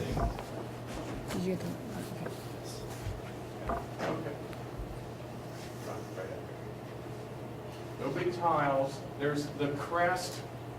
There's a peak. This is the high spot that goes right through here. You can see by the topos on the elevation. There's tiles that go diagonally all the way up in here. Every 60 feet across there, there's laterals that will hook into a main that goes down this waterway. You go and you plant trees and shrubs in here. The tree roots will get into those and block every one of those off. I can show you in the driveway when they put the road in. You can see wet spots in the side of the hill along certain spots in the road, because now over here, there's tiles that go this way from that. Then they'll collect in, there's a main that goes down through this area, and there's also one that goes into the ditch over here. But a lot of money was spent, and I think it was 1974 when this system was put in. A few years back, I put a tile in that goes up and connects up into this area. Then there's a field over in here that has some tiles that come into the woods. Well, the tree roots there have gotten into them, and they boil up and come above the ground, and then they go over and they look for a spot over here to get back in. But those are the issues you got to think about when you think of a complete picture and how everything interacts and relates with one another. Are they clay or PVC tiles? These are all plastic tiles. Now over on this side, it's an older system, and they're the old-fashioned clay, 1-foot sections, You know, and it starts out, I think there's some 12-inch up in here, and then it goes to 10, and then there's a bunch of 8-inch tile. So, you know, and if you guys would just ask, I could explain a lot of this stuff to you and maybe design a system that would work with everybody. So you're saying there's a possibility to potentially just reconfigure the boundary or the border to still You permit couldn't drainage, affect or? this side at all, because those are diagonally across the whole thing. Then also a waterway over there would be the perfect buffer if we went that far. You know, then the second side is probably up in there would probably, it's a good piece. This one's really kind of divided up. I mean, I really don't have too much of an objection on this side. But then we have to deal with Mr. Guttridge and the neighbors on the far side. What do you mean by that? I mean, Mr. Guttridge owns Wade on the far side. There's tiles, let me get the... One thing you gotta worry about is like, there's Mr. Guttridge up here. The slope in some of this goes from north to south on this side. South to north. And what you do, if you block these off, then some of the tiles that are in here are going to bubble up, then the water's going to run above ground and then create wet spots in that area because it's trying to find a place to get back into the ground. So how does it all interact and affect the neighbors of what you're doing? So would that be the case at the top on the borderline with the Guttridge property if trees were planted, but The trees would they would get into the tree roots, and the tiles that are going that direction up in there, they would plug up. So then it's going to kind of like it does down in here, where there's a field over here, and then it slopes that way. But gravity, if there's enough gravity, it's going to push it. It's going to force the water out of the ground. Then it goes above ground. Then it goes and it tries to find a place to get back in. But could you find where the tiles are at up in there and not put trees in that particular area? There's a few ways around that if you get innovative enough. Dan, one of the things that I think we heard initially, or at least the students heard, was that the invasive species that could, if they didn't put a fence row in, that could travel from that area up into the Guthridge property as well. So I think that's why we came up with that solution. What's more easily managed, invasive species or the water issue? Yeah. Drainage is the single most important thing. If you have water that comes above ground, then and it's running on top of the ground, you can't dry the soil out on the other side. You can plant everything you want, but it's not going to grow. If you can't get it to grow, then don't bother. So that's what it comes down to. Any additional questions for Mr. Van Ness? Did I hear you say that if the tree buffers on the road, say on the other side of the stream, it would cause fewer problems? It would cause less problems over here, but if the trees are for a buffer, the waterway will serve a buffer. You always have to watch about, you know, if you got a tile in the middle of this waterway and you plant trees too close to it, the roots will get into that. They know where the water is, they go for it.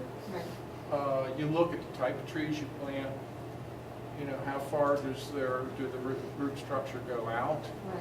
Right. You know, that would be best to keep them back. When I put tiles in, I try to keep them 25 feet out from the drip edge of a mature tree. And those are the things you do just to work around, and because not everywhere can you take a tree out. And sometimes you just if you have to go through a tree area, you put solid tile in for 75 feet before them and after them, then so that the roots won't get into it. So anyway, that's, Any other questions for Mr. Van Ness? Because I want to engage the students in another question before we get into discussion, just because Okay. I think you're okay, thank going you. to, thank you. Thank you very much for coming, Dan. Because I think there is a perspective if the boundary on the left side were moved to the waterway, what impact might that have? And so I'd like the students or Brent to talk a little bit about that suggestion. So go ahead, Please. please.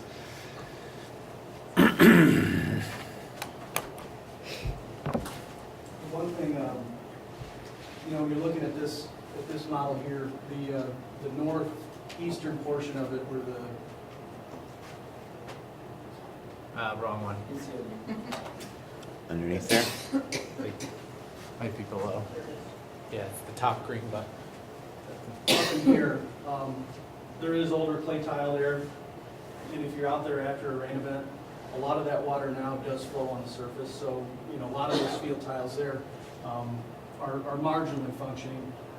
The rest of the field does have modern corrugated tile, and it is far less susceptible to root intrusion.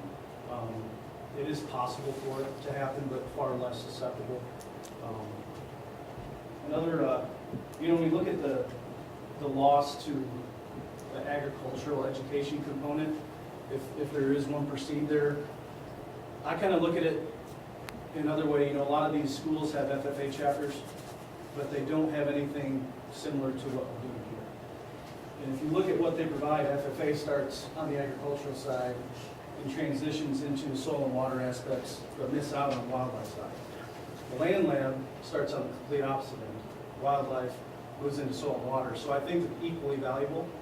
And the land lab that we have at Granville here is wildly unique, totally different than FFA, but if you look at the principles that they teach students, a lot of them are still the same. So I don't think there's any loss there in terms of, my thought looking at it. Are we gonna feed the world on those acres? Probably not.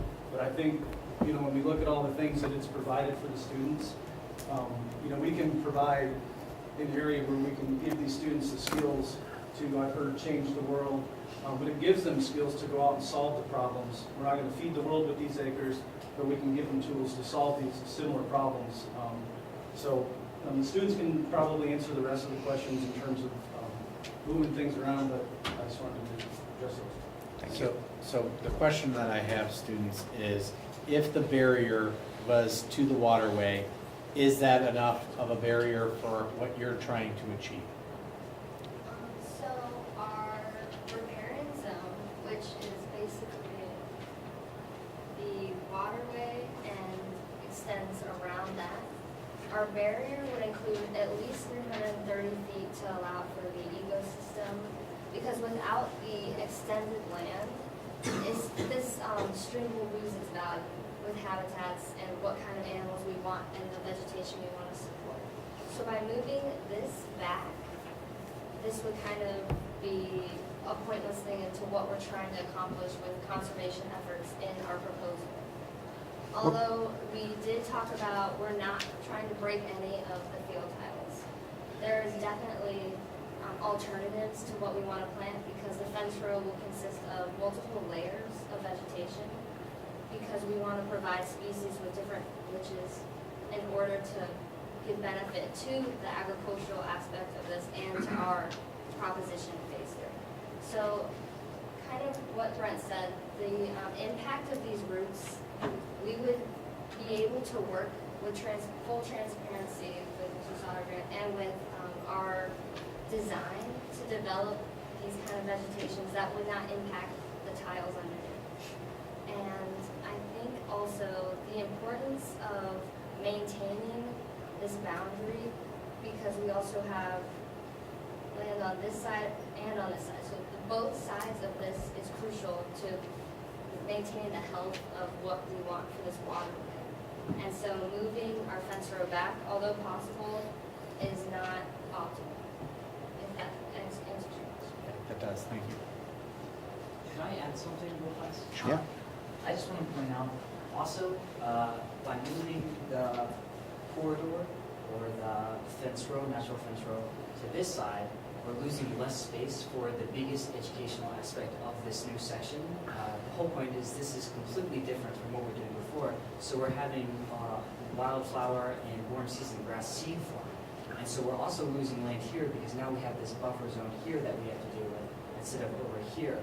And I feel like that also kind of addresses the issue with the agricultural in class too, because students can come out here and look at the different genomes and phenotypes of wildflowers, and then they can also plant them and work with them and sell the seeds and take the seeds home.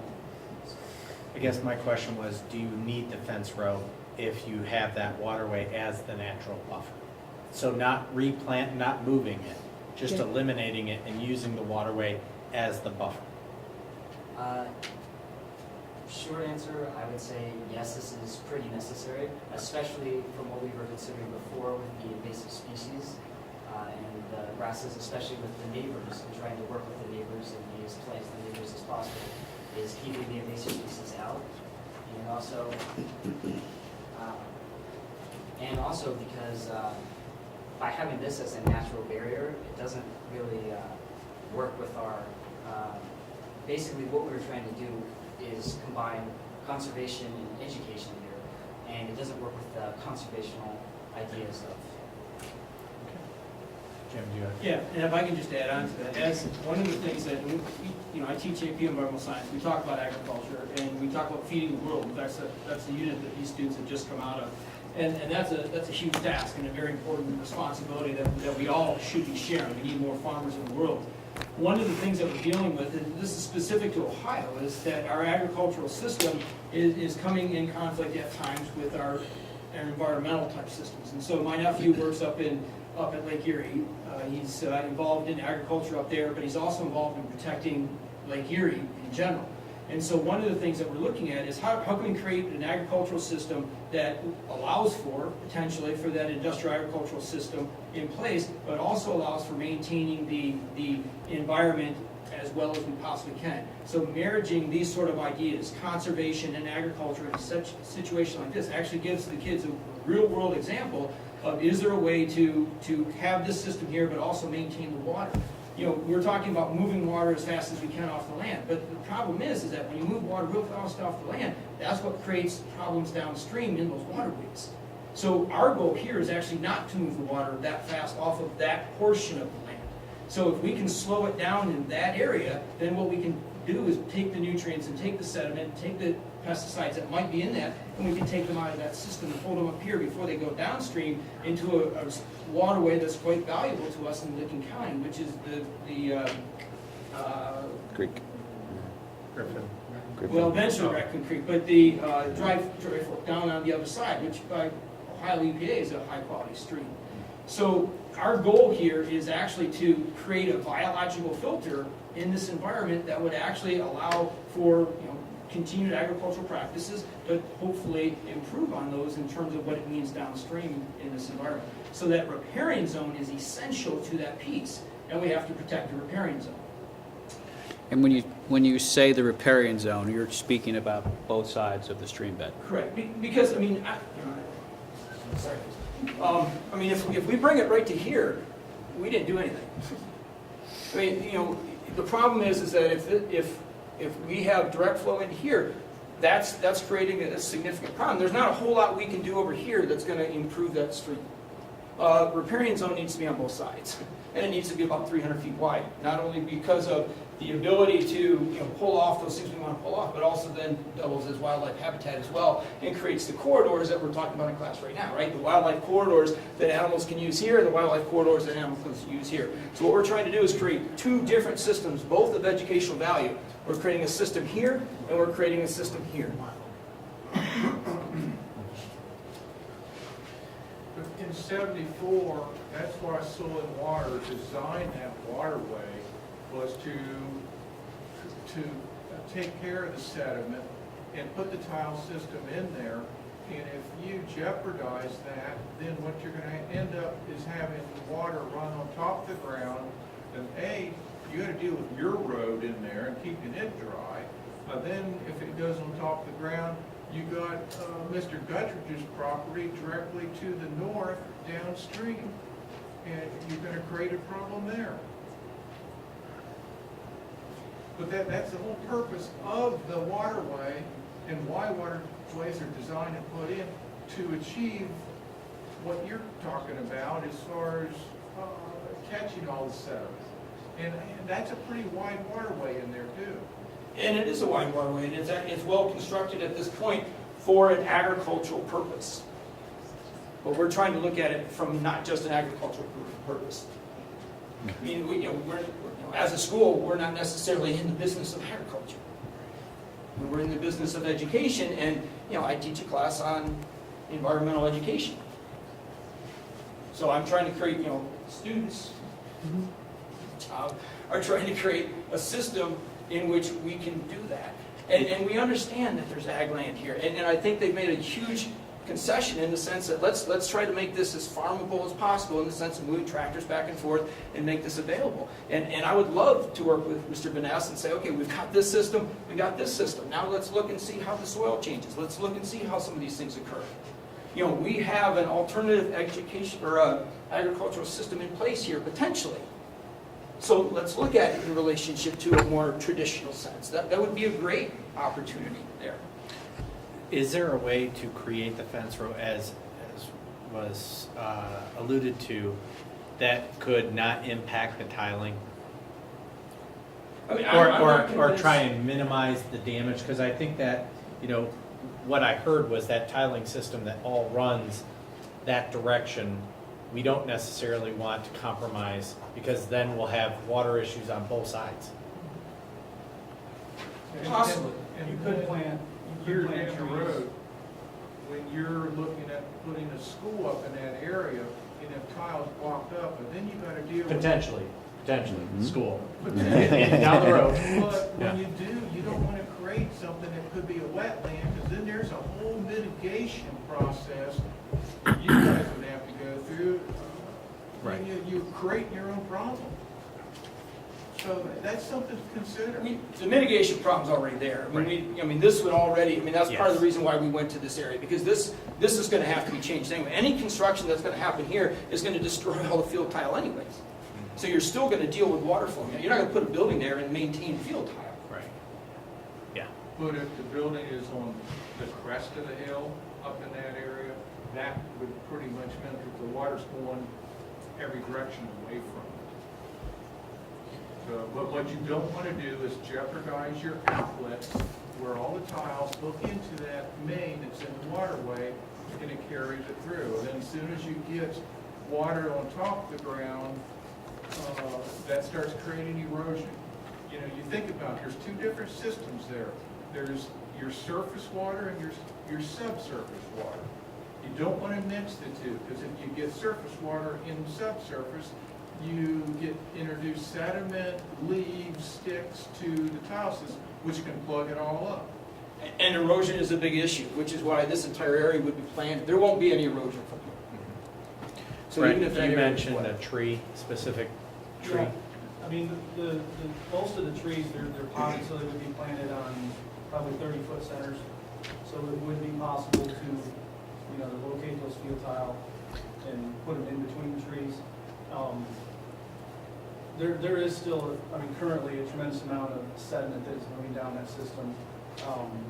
It's really evident when you go to the end of Mr. Guthridge's property.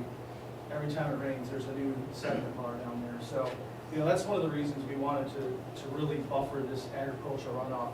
And your question about the species, moving it and just making it the riparian zone, they're completely different species.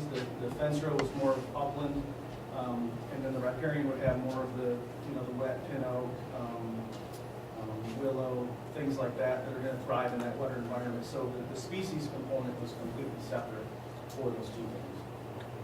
Thank you.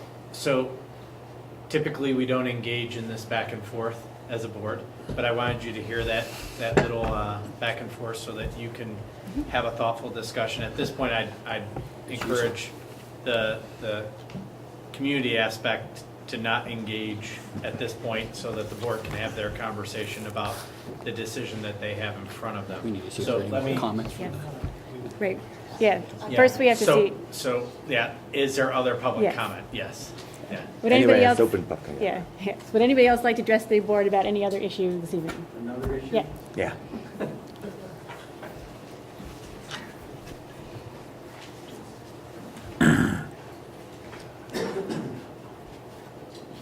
Good evening, and thank you for allowing me to speak tonight. My name is Jim Nunschwander. I live at 362 Grandview Drive in Granville, Ohio. I have no children in the school system, but I have a grandson, Gabe, who's in the 10th grade. I'm a member of the school's operations committee and the robotics boosters. My question tonight is, when are we going to hire a robotics coach? What I'd like to do is take the next 5 minutes and talk to you about some things that are going in the state of Ohio that are about robotics. In 2014, our student robotic team were known as the RoboAces. We've now changed our name to Inspire. This was a choice that the team made, and that is an acronym for introducing new students to prototyping, inventing, researching, and engineering. That was a good choice. On May 10th of last year, the Grow-Licking County group had a meeting, and I attended, and Sherry Hottinger, who was the president of the Licking County Chamber of Commerce, made a comment that the future jobs involve robots. And I agree with her. Kenny McDonald, who was a speaker at that meeting, is from the Columbus Project 2020. And he told our group that well-trained workforce is needed to grow economies. On June 30th last year, I attended the OSU Dean of the College of Engineering, Dave Williams, roadshow over at the Ohio State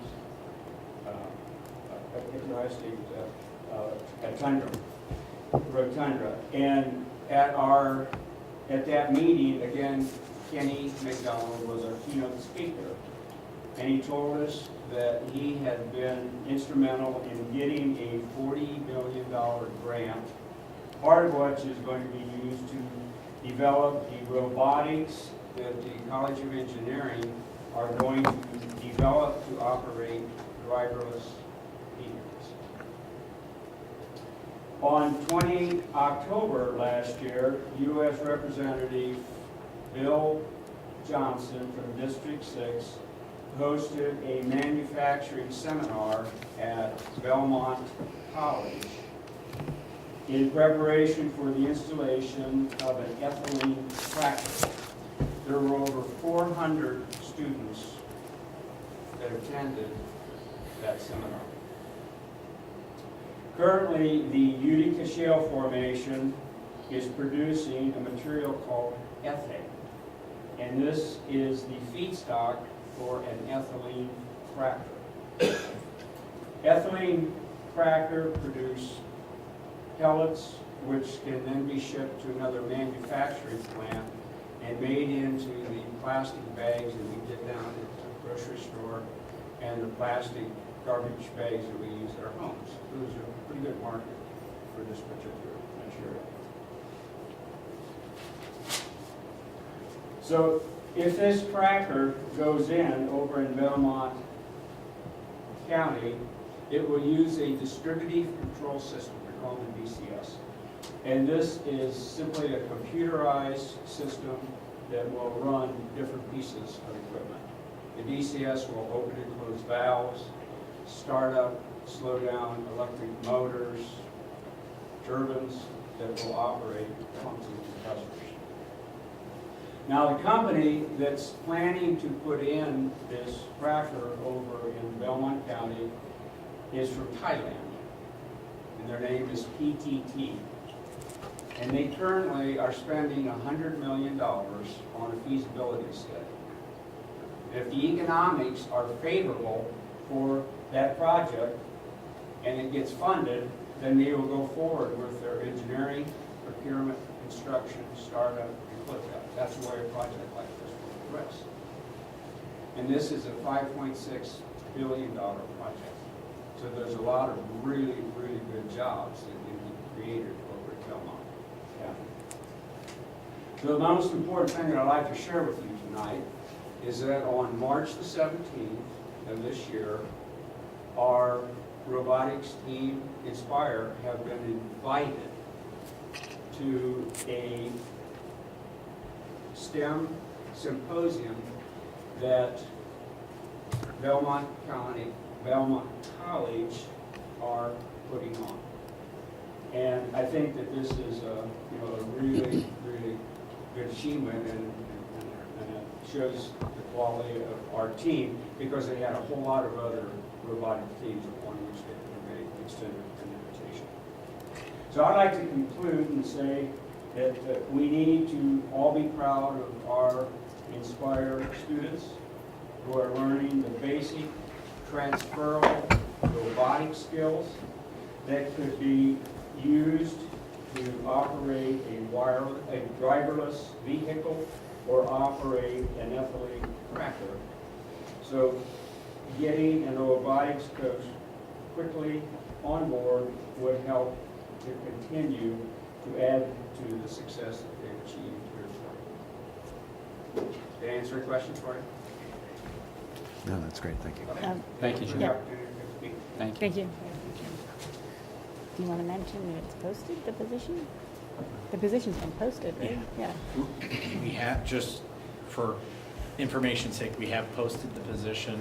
The person that was filling that position couldn't fulfill it.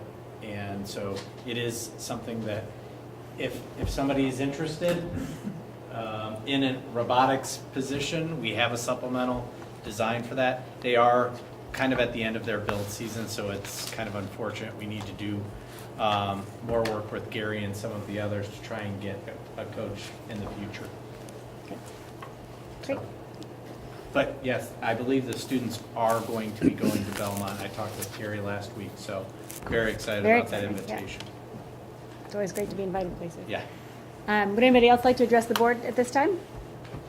Justin, do you want to do your report? Well, I think we have one more community member first. So.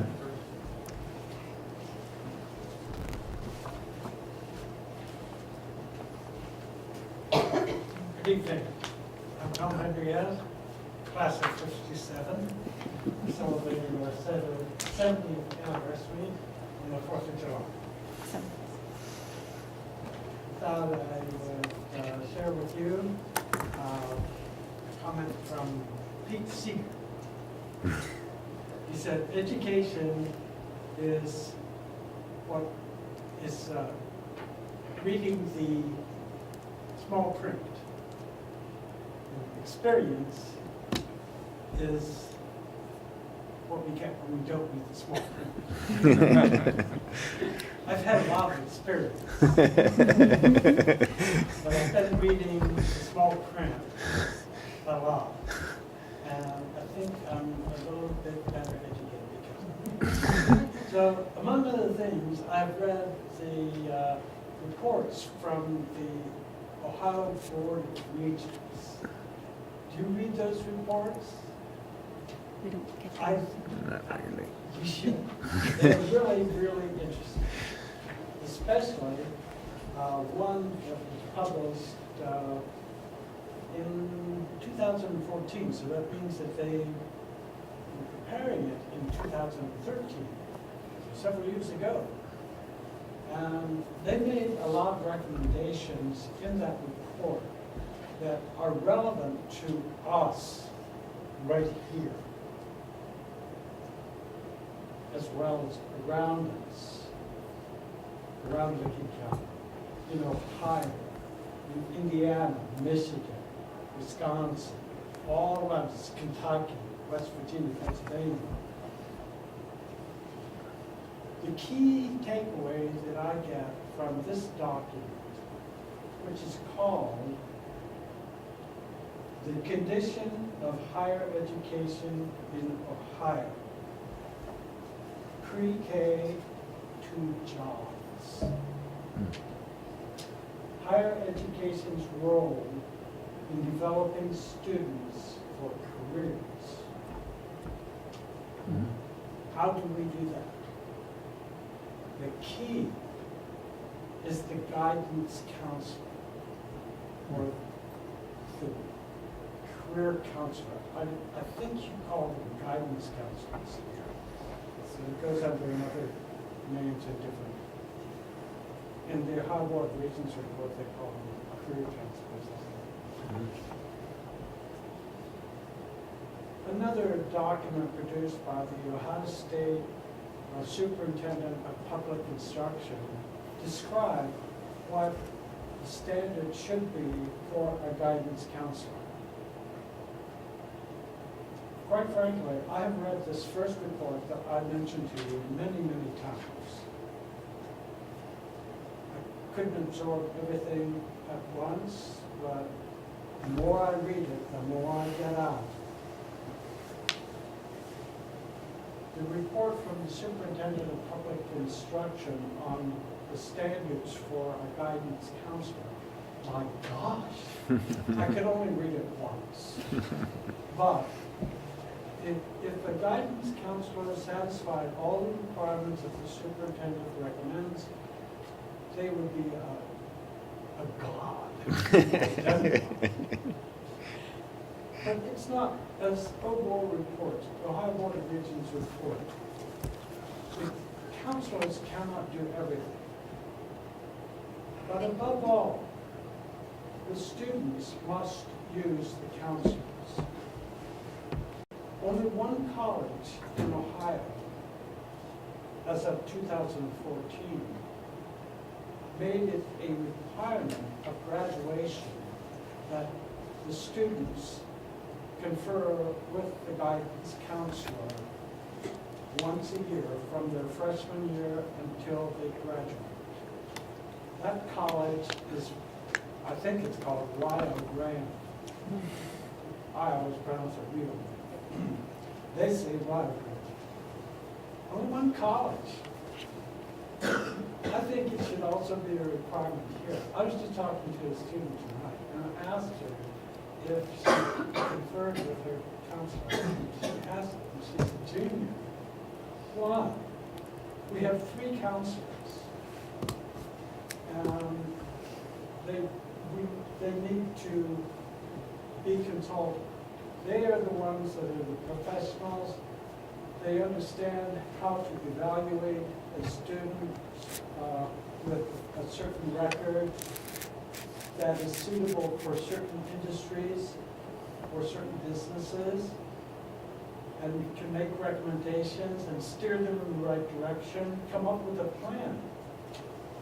I think that the school already has some of these elements, like, yes, this is part, I took this off your website. Let's create a plan to provide career advice,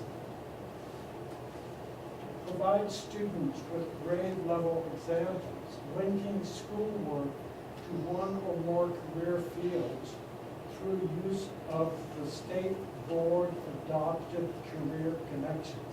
I think that means Jobs Ohio, I'm not sure. It does.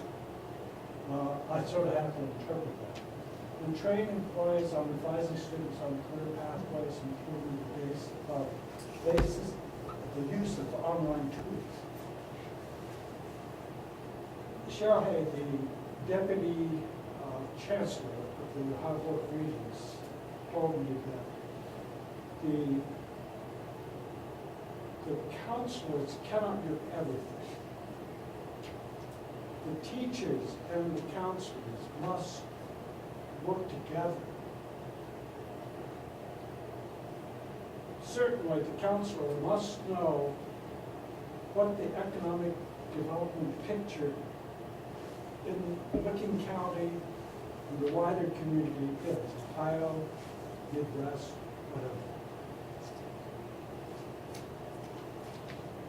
The third report that I recommend that you be familiar with, that is relevant, is published by the Cleveland State University. And it is called Midstream Challenges and Downstream Opportunities in the tri-state region, Ohio, West Virginia, and Pennsylvania. That is the key.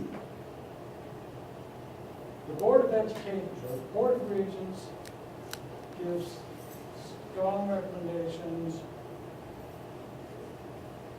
at the high school and college level. But they don't go into all the details of why this is so important.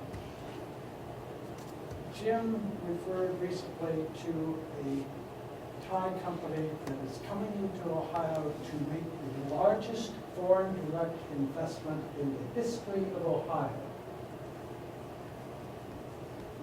A foreign country is spending $6.5 billion to build an ethane cracker. This is the key. Ethane, not methane, not oil. Ethane. An ethane cracker, a $6 billion plant on the Ohio River, is going to produce from the ethane, ethylene. And then further on down the line, they're going to change that into polyethylene. This means jobs involving chemistry, physics, math, STEM. Over and over, the Ohio Board of Regents points out, STEM, you've got to study science, technology, math, and engineering. Because that is our future. These plants, there's two. Shell Chemicals building a similar plant north of Pittsburgh on the Ohio River. And PTT Global Chemical is building one in Belmont County on the Ohio River. They're going to be using about 100,000 or 200,000 barrels of ethane every day for the next 20 years. What do we do with polyethylene? This is polyethylene. This is polyethylene. This is polyethylene. These are polyethylene. Tom, can you finish up in a minute? One more minute. It's everywhere. It takes innovation to decide how to make this. This is wonderful. It's amazing. It's so light. It doesn't break. It doesn't shatter. There is so much that you can do. There are so many opportunities. I asked this girl what foreign language she was studying. She studied Spanish, so I asked her, are you familiar with Iberdrola? Or Iberia? Iberia means Spain. And Iberdrola is a company that makes windmills and has installed the largest wind farm in Ohio, south of Toledo. The blades of the windmill are made from, among other things, polyethylene. And carbon fiber and glass fiber, which is made in Newark, Ohio. Do you understand what goes into making glass fiber?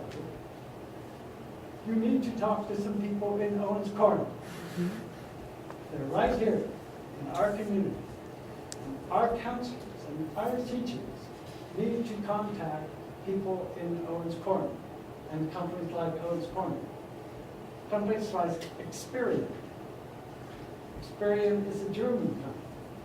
If you're interested in German, and you love chemistry, if you love physics, whatever, those chemistry and physics, whatever teachers should know that you're also taking German. And they talk to your German teacher and let the German teacher know that this student is so sharp about physics and so forth.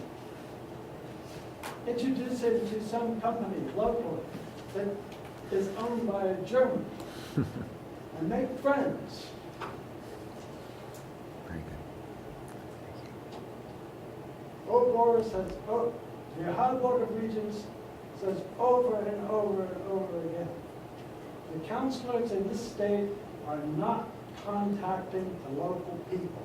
They do not have relationships with local businesses, let alone economic development, like Burlington County, or the local banks.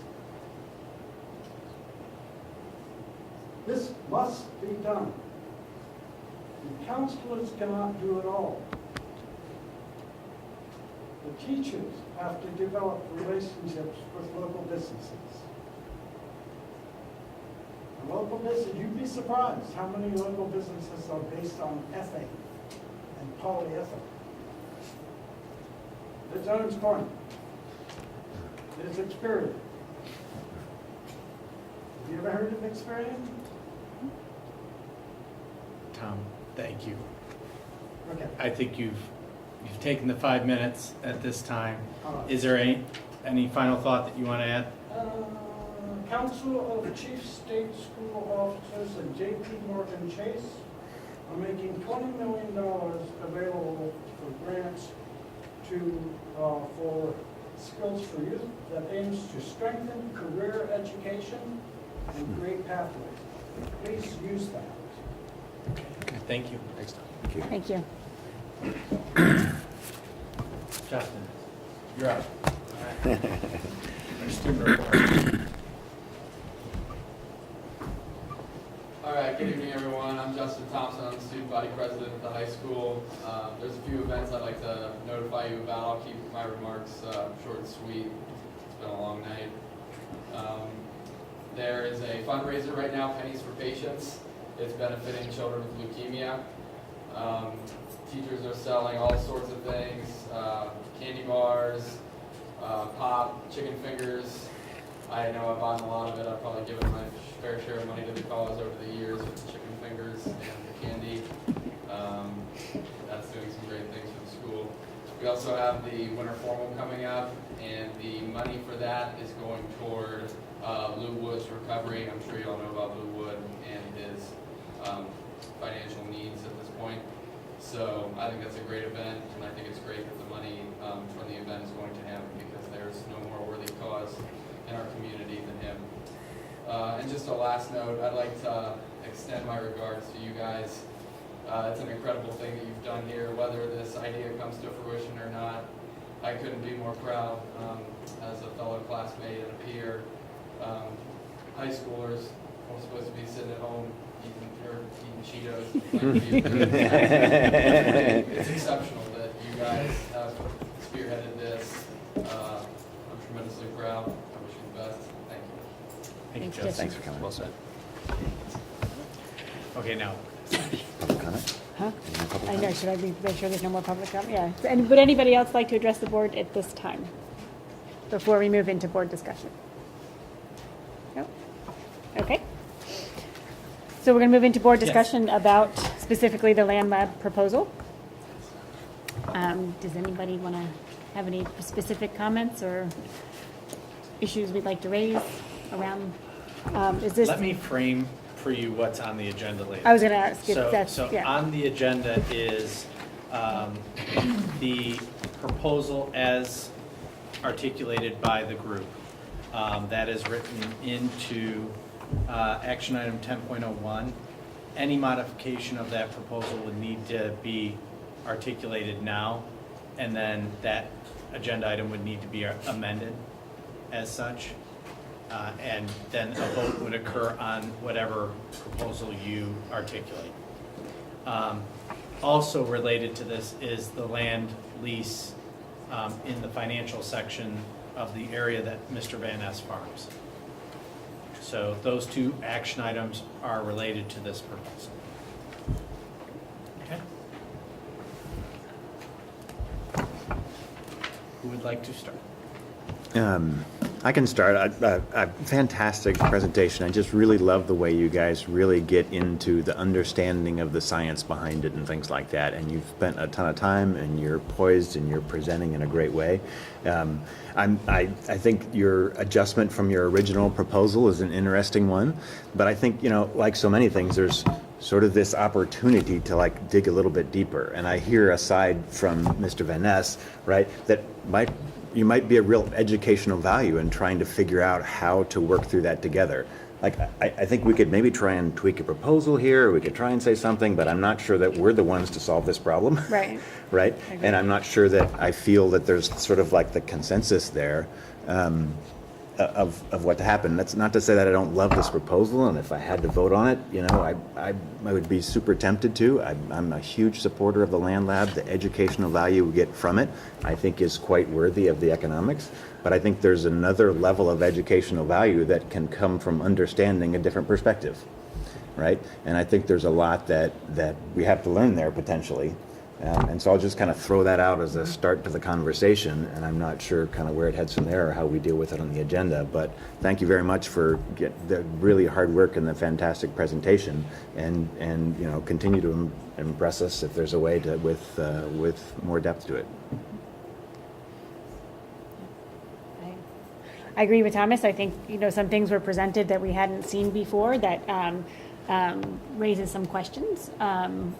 And perhaps some potential tweaks to the proposal. Again, this is not to say that you haven't done a fabulous job, and that to say that we're not in support of doing this.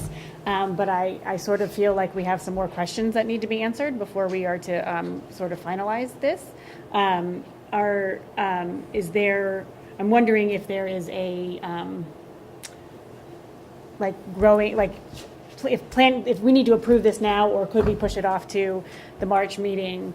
If that's going to affect, planting or growing, or I don't know what we haven't talked about timeline for implementing proposal, but I think I would agree with Thomas. I'd like to throw out there the possibility of, we have more questions that need to be answered. So one thing that the way the contract with Mr. Van Ness is structured is it's up to a certain amount of acreage. So no matter what, we can adjust that accordingly, and we've kind of modified the amount. Mike, I don't know if you want to talk about that. The way it's structured, because there was uncertainty over the exact amount of land, is that it's structured as up to 63 acres, which is the amount that Mr. Van Ness has been farming the last 3 years since phase 1 of the land lab took place. And so, we can potentially move forward with the lease of the length. Now, you have work you need to start doing. So I think I'm good for a month. You're okay. I mean, I honestly, from our conversations in December, which I thought it was been a dead issue, I've already ordered a seed and some equipment updates and stuff. One vital piece of equipment or information I left out is back for the first land lab. Mr. Chuck Dilbone was here. The little blue house at the corner, the entrance at the intermediate school, he had drainage issues there. He did run a tile behind his house into that little field. Whatever you do there, take that into consideration, because it could create issues. That needs to be worked into the whole equation of what you do. That just an ounce of prevention might solve some major problems here.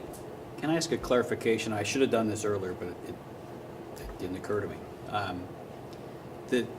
There are two pieces to the proposal here. There's the large piece, and then there's the 3.5 acre orchard piece. And I don't know how that separate piece, that 3.5 acre orchard piece, impacts what you're doing. That won't have a major effect on that. But I just want, and I forgot to mention it early about that drainage issue.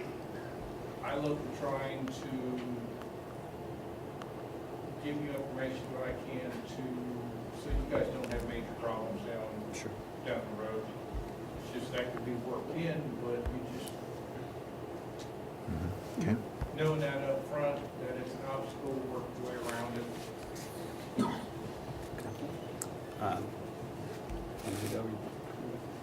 I guess I'm surprised that, and a bit disappointed that you guys didn't tap into a source of expertise about the way the land already lives to sort of build your concept on. And I would feel a whole lot more comfortable if you would try to see if you could tap into some of that and come up with a resolution that could address some of those concerns. I hate to send you back to the drawing board, but I live on a farm that we've been having water issues with, and I agree that if there's too much water, nothing's going to grow. And it could be on both sides. That's just, it would seem to me that that would have been a place to start gathering information. Just talking to them. I think if we look at Granville voting patterns over the past years, and including this November, I think the community has strongly come out in favor of green space levies. And instead of just picking a plot of land and putting a sign in it and putting a number on it and letting it grow to however the land takes itself, we are actually having an opportunity to put a historical ecosystem back into place that reminds us of our roots and who Licking County was before mass-produced farming came. I'm in total support of this program as it's laid out. I truly believe that we have such a diverse coalition of experts who have come together here that we're not going to be able to push back any farther. So if we send them back, it's going to be goodbye to them. We're going to get the 3 acres that have the fruit spot on it. So I'm in support of it. I think that Granville's in support of it. It's a used piece of land. It's not going to feed Newark tomorrow if we stop doing that little piece, and it gives a great opportunity, I think, for our students to see a different part of land reclamation in our county. So I applaud you guys for coming back and taking that kind of feedback that you got from the board and coming back and giving us a real compromise to the situation that I think we saw. So that's my 2 cents. Thank you. Yeah. Now, thanks for what you've done. It's been, when you came before us last time, I think we were very interested, certainly enthusiastic about what's already gone on with phase 1 of the land lab, and interested in learning more about what phase 2, the next phase, could deliver. And I know you heard comments from us at that time as well as in a subsequent meeting that we had early in the morning, and I commend you all for getting up early in the morning when you didn't have to be at school and getting into school to meet with Mr. Brown, Mr. Miller, and myself. And one of the things that we challenged you on was, frankly, and this is where maybe I have a little different perspective, what I wanted to see, what I think we wanted to see was what's the educational impact, what's the gain in curriculum with the new land lab, because at the end of the day, that's what our obligation is. And you've come back and delivered, I think, some specifics in terms of curricular gains, how it will expand what you're learning in Mr. Redding's classroom. I know we've had discussions about how it will expand the other to the wider school district and beyond. Some of the things that you can learn and that you can in turn teach us and teach the community. So I like that. I think that's, to me, that's essential to this. I like the diversity of the proposal. At the same time, I think one of the things that that strikes me here, and that I know we have always tried to place a priority on in an administrative way, is that we need to be good neighbors.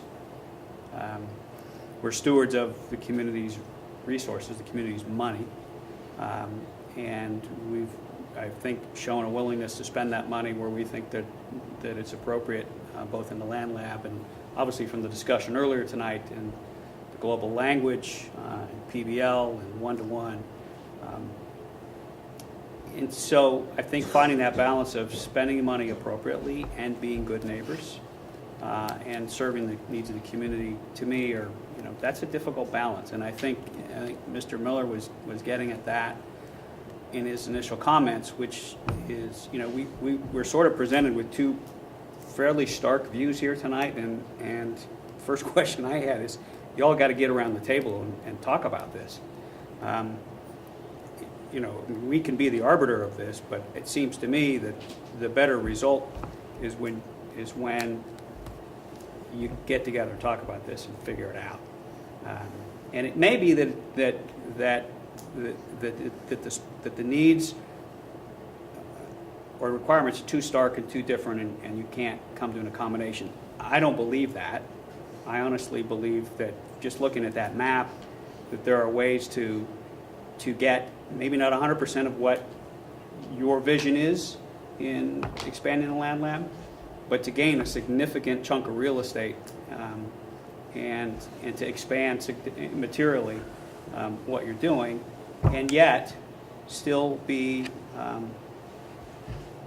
us in a position that Mr. Van Ness or whoever comes after Mr. Van Ness can effectively farm that land. And I was struck a couple of times, comments in your presentations about some of the things that the land lab does or could do is to put a new spin on agriculture. And it's a new form of agriculture, and I applaud that. But as Amy D so eloquently put it, farming is really stewardship of the land too. And so I think that as much as you may think we're passing the buck, I can assure you we're not. I think that there's a huge opportunity here, again, as Mr. Miller said, to take this to another level, to integrate what you want to do, to integrate what Mr. Van Ness is doing, and let's figure out how to make this something that meets the majority of the needs for all sides. I would much prefer that you came to us with a proposal that everybody can live with than we make a decision that somebody's not going to want to live with. And I think it would be far better to do it that way. I will tell you that if we were to vote up or down on this tonight, I'm likely, surprisingly to myself, likely to vote down on this tonight. And I have always been an enthusiastic supporter of this, and I've had kids go through this program. But it seems to me there's opportunity still, and I'm not trying to throw more work at you, but I think there's opportunity still to sit down if Mr. Van Ness is willing, if you all are willing, and to come up with something that really satisfies or gets as close as possible as satisfying what everybody wants to see. So I would encourage you to do that. I think, I just think that's, to me, as Mr. Miller said, the next step. So, now, let me say one more thing. And I'm willing, and I don't know that anybody else is, we've not talked about this, but the reason I asked about the 3.5 acres is I don't perceive that to be material to what you're doing or negatively impacting what you're doing. I think the proposal on the 3.5 acres for the orchard is terrific on its own merits, and I would certainly be I would be prepared if the board is willing to entertain this, to approve that tonight and push the rest, defer the rest for further discussion. okay, that's an approach that we could take. And we would So- make that proposal at the vote. Yeah. It would not be the agreement as proposed, because the agreement as proposed include the U.S. Fish and Wildlife Agreement. So we would have to modify that.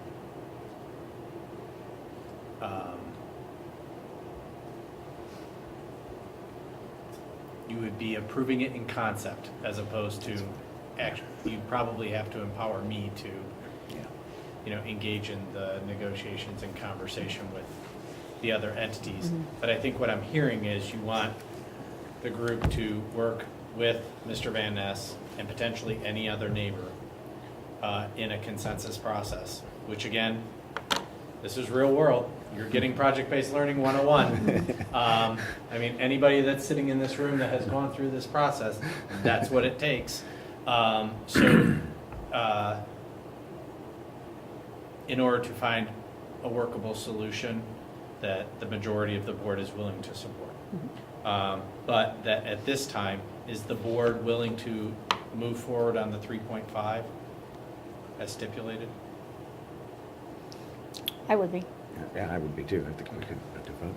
All right. So when we get to action item 10.01, it will be for the approval of the 3.5 acre farm, and the rest of the program would have to be reproposed. Reproposed. I'm fine with that if we give some definitive goals that we're looking for. I don't want to send it back to the table and not have some questions to answer.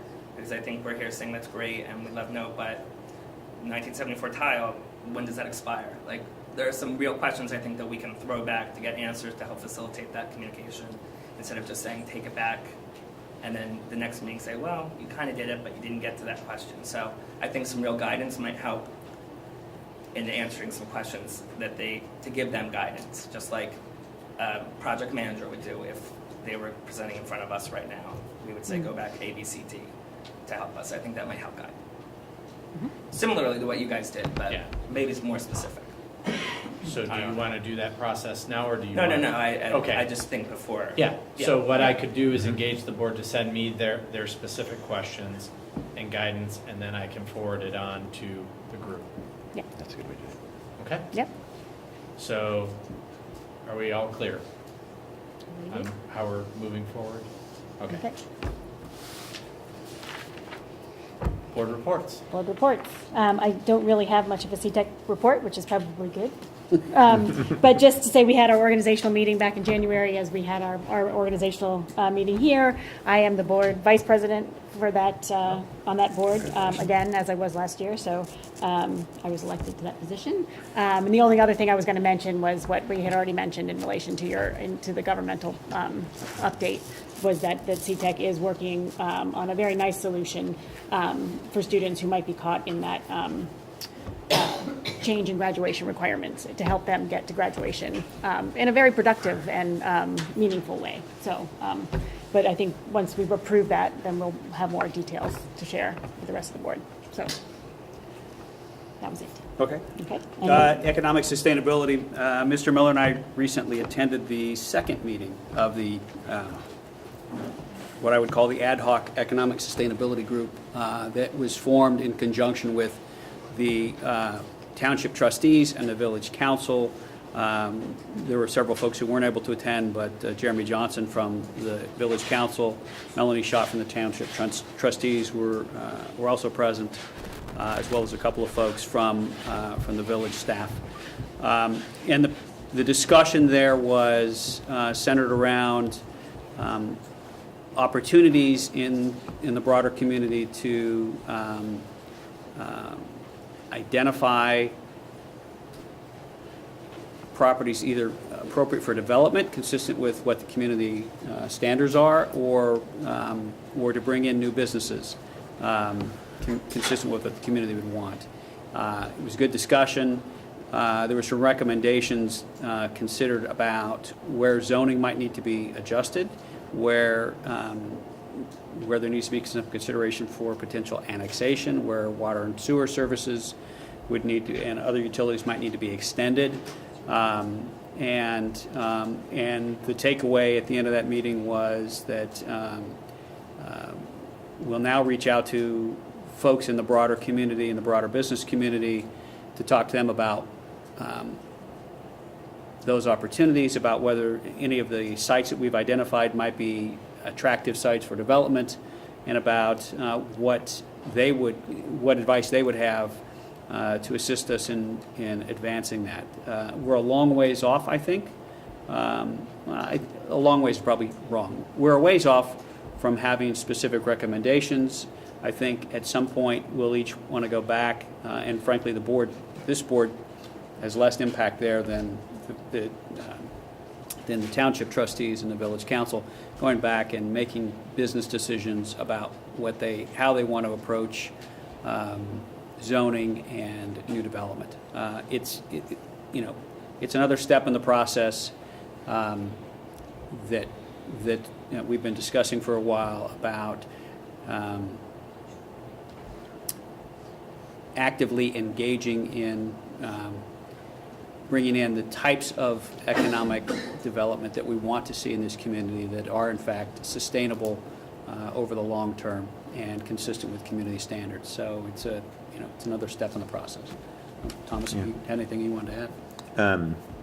My takeaway, it's great to have the group getting together, and there was some great progress made by really just looking at the map, right, and understanding where the opportunities are. And the things that struck me about that is like, nothing's going to change in a very big way. There's not like an enormous area that's going to be commercial development. We just don't have that land in our community right now that's going to be ripe for big shopping centers and hospitals and malls and things like that. However, there are two things. Like there are some kind of short-term, relatively easy things that have sort of always been in the community plan around the gateways.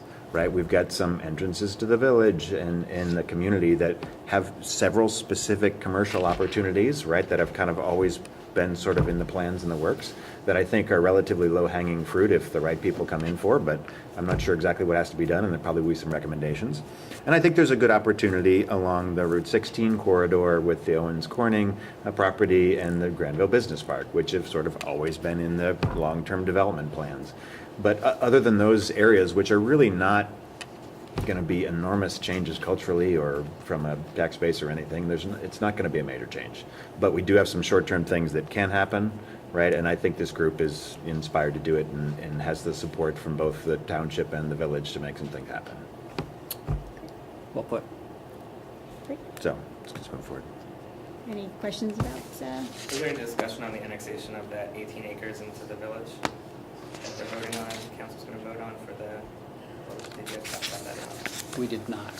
There was some analysis done on residential development in the various areas that are potential for that, but the majority of the economic development, the sustainability committee was commercial, right? And so and there's a few other residential things that could happen that we now have more data for, right? But that's not going to be the primary thing, I think, that drives the commercial tax base diversification. That 18 acres is the one on Newark Granville Road, yeah. Yep. Larson. Okay. Any other questions for Russ and Thomas? No? Okay. Action agenda? Okay. 10.01 would be the land lab proposal as amended to only include the 3.5 acre fruit farm. Motion to approve? So moved. Second. Thank you. Any other additional questions or concerns or comments? The only thing I would say, have we talked with the Graffs who live at the bottom of that piece of land about? The Guthridge? No. Oh, no, the one right the next to the blue orchard. house. That's what I think Mr. Van Ness was talking about in terms of drainage into their property. I would just recommend that their water pool's on our property. Oh, their water pool's on our Yes. property. Oh, okay. Yes. So. Correct. Yeah, they have some low-lying area in there, and they had some drainage problems, so they gave them permission to put a tile over to school property. Right. If that tile, plant a tree on top of it, they may have issues. You guys won't. Right, but they will. But I would just encourage to update them on and have a conversation with them about what we're proposing and planning to do. consistent with the being good neighbors. Exactly. Thank you. Yeah. Anything else? Take a roll, please. Vote. What do I usually say? Mr. Janine? Aye. Mr. Miller? Aye. Mr. Khan? Aye. Ms. Deeds? Dr. Gorman? Aye. Okay, 10.02, resolution to accept a donation. So moved. Okay. What I'd like to do is just give you an idea of the donation. This is an anonymous donation. What we're giving permission to do is to build a batting and pitching facility at the baseball field that will be used by both baseball, softball, and girls and boys golf for the simulator. So on the current footprint, we have this open air batting cage. That's kind of a picture of what's being proposed. Although this is not the final rendering, this baseball, Granville baseball, and this G will be removed. It will just say home of the Blue Aces. And what is being proposed is adding on to that current facility a pitching area, a unisex locker room, men's and women's restrooms, which we currently rent porta potties for that area, a new retaining wall, and some storage areas in here. All of this will be built when you give permission for the donor to execute the contracts and build the project. At the end of the project, you will accept the final gift. So our attorney drafted that resolution. There is also a resolution or an agreement between the foundation and the schools that you will give me the ability to enter into that contract with this approval. Any questions on that? Obviously, it's a very large donation and something that is utilized by many groups of students. It will also free up gym space during the winter time frame that would be very helpful to Mr. Jarrett from the scheduling standpoint. And save our light. And potentially save a light or a sprinkler. Or a floor. Yeah.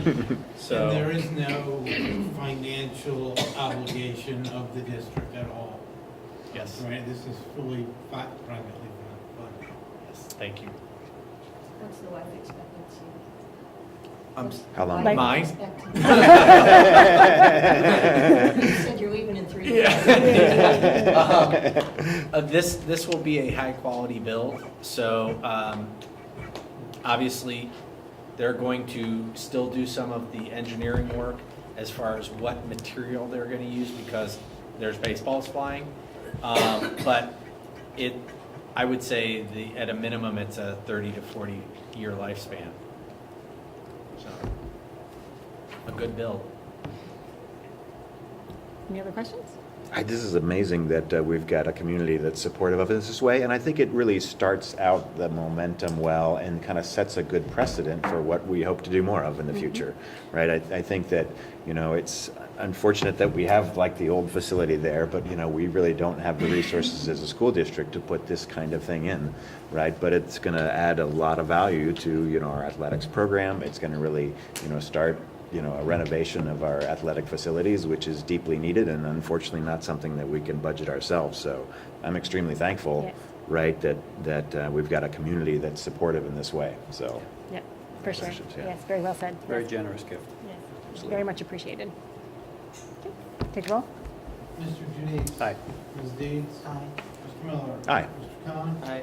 Dr. Gorman? Aye. Thank you. 10.03 is the Granville High School course book, and there were 3 major changes, I would say. Algebra 3, let me get a motion in a second. Sorry, motion to approve? second, either one. I was just trying to figure out who you gave the second to. So the 3 major changes, Algebra 3 is kind of a next step beyond Algebra 2, but for students that need a little bit of in-between step in their pathway to graduation. Advanced U.S. History, that would really be designed for freshman students that have been involved in some acceleration or advanced work in the middle school. And then concert band, which is a more challenging and a stronger commitment for the concert band genre. So additionally, there are some tweaks to names of courses, but very minor. Any questions? No. And these do not result in additional staffing needs. Great. Take the roll, please. Ms. Dees. Aye. Mr. Miller. Aye. Mr. Khan. Aye. Mr. Janice. Aye. Dr. Cornman. Aye. Thank you. Next item, 11.01A through C. What's that? D. What is it? Just D. Oh, Just D. D. Okay. A through D. Including C1 from the. Yep. I was going to just call attention to the addendum. So moved. Do you have a second? Second. Andrew. Mr.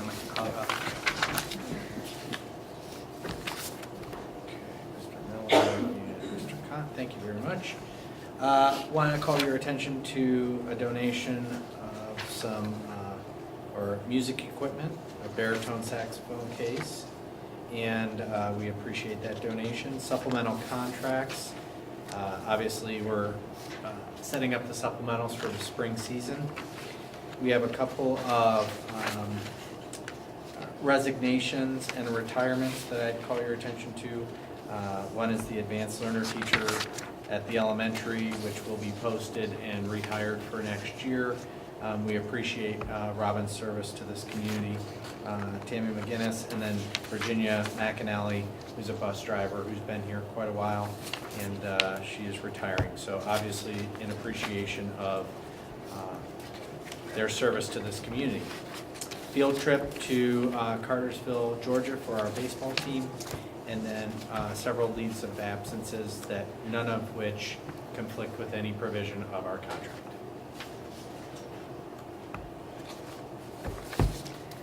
Questions or comments about action agenda items? No? All right, take the roll, please. Mr. Miller. Aye. Mr. Khan. Aye. Mr. Janice. Aye. Ms. Dees. Aye. Dr. Cornman. Aye.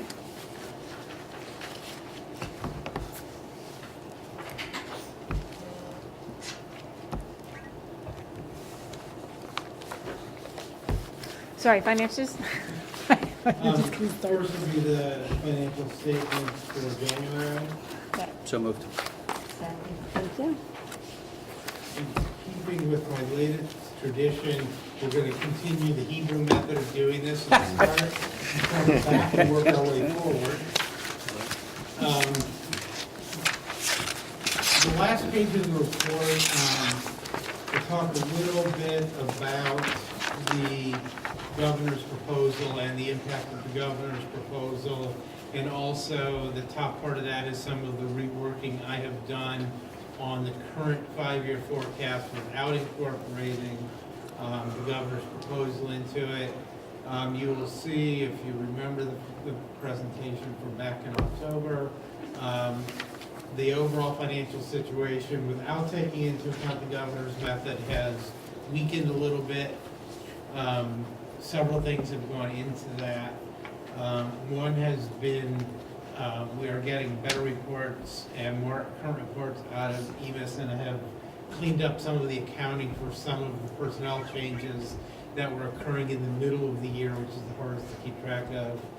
We also had open enrollment in October, and several of our employees add health insurance who had not been taking it, so that of course added on to the cost. There's the issue which we talked about back in December with our money that we owed to the ESC from the reconciliation from last year, from not having enough withheld last year to cover the number of preschool students that we had, or the aid costs for the one-to-one aids for students that we have going to the ESC. So you take all that together, I backed out expenditures. I think at this point, I think we can be pretty comfortable that our fuel costs for diesel are not going to revert to where they were a couple of years ago between now and the end of the year. Seems pretty stable, so back some of the cost out of there and just spending in a couple other areas. So we're a little weaker off, but materially it's not that much different from where it was in October. The governor's proposal, and keep in mind it is just the governor's proposal, it will likely change 3 more times between now and when it is the budget is adopted in June. The governor took a very modest approach to doing anything to reconfigure the funding formula.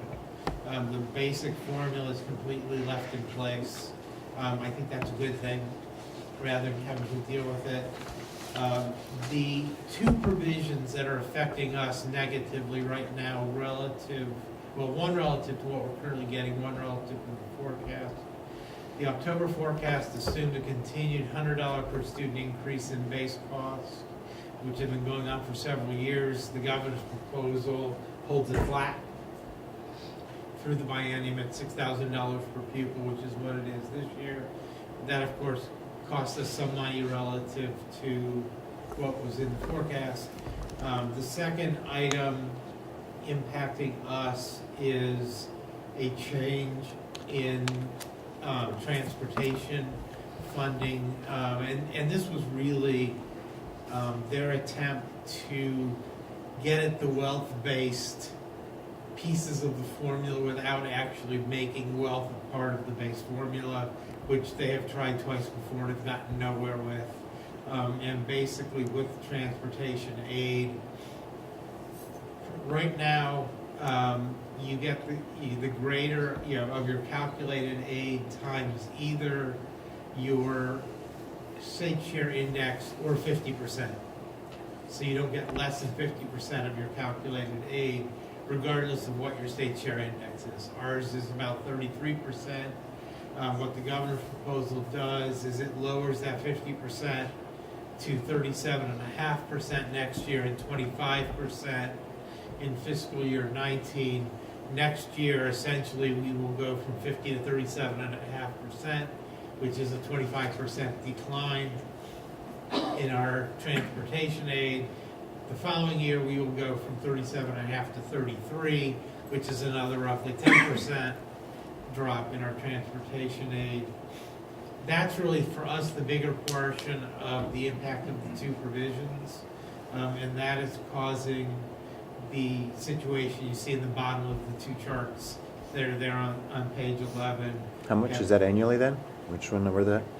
It's going to cost us between $125,000 and $200,000 a year relative to the October forecast for the 2 provisions. There is a third major provision in the proposal that does not impact us because we are not on funding guarantee. And even if we were, it would not impact us anyway. And that is for districts who are on the funding guarantee, meaning that when you recalculate the formula, they would get less money next year than they're getting this year. If they are on the guarantee and over the 5-year period from 2011 to 16 lost at least 5% of their ADM, which is their pupil count, they would have their guarantee phased out 1 percentage point for each percent above 5 that they have lost in student population to a maximum of a 5% cut. So basically anyone who lost double-digit students, at least 10%, and is on the guarantee would lose 5% of their state funding. Again, we're not on the guarantee, and we haven't lost 5% of our students, even if we were on the guarantee, so we are not impacted by that provision.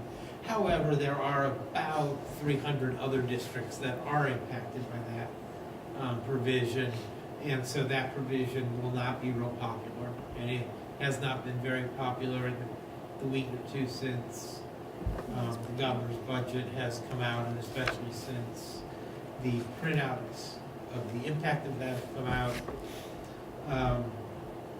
I will remain actively engaged in the process over the next 4 months. Jeff and I met with Scott Ryan. Yes, Scott is now the vice chair of the House Finance Committee, which is an important role in all this. And we met for a couple hours this morning. Talked about some non-financial stuff. I talked about a lot of financial stuff. Talked to him a lot about history. He's got a lot of learn. He's not been in the education area, the funding area. And we talked a lot about what went on 15, 17 years ago and some of the concepts there. And I'm sure that we will have continued conversations with Scott over the next few months. I will also be meeting Thursday with Representative Cupp, who is the chair of the House Education Finance Subcommittee. He does have a vast background in education funding from his time back when he was in the Senate back in the mid to late 90s before he became a Supreme Court Justice. So I will meet with Representative Cupp, and we'll probably meet with him fairly regularly through the process, as well as we're trying to give them information they're not seeing elsewhere, and to the extent we can, ideas for overcoming some of what we have seen. That is going to be a lot trickier than it has been with the governor's proposals the last couple of times because of money.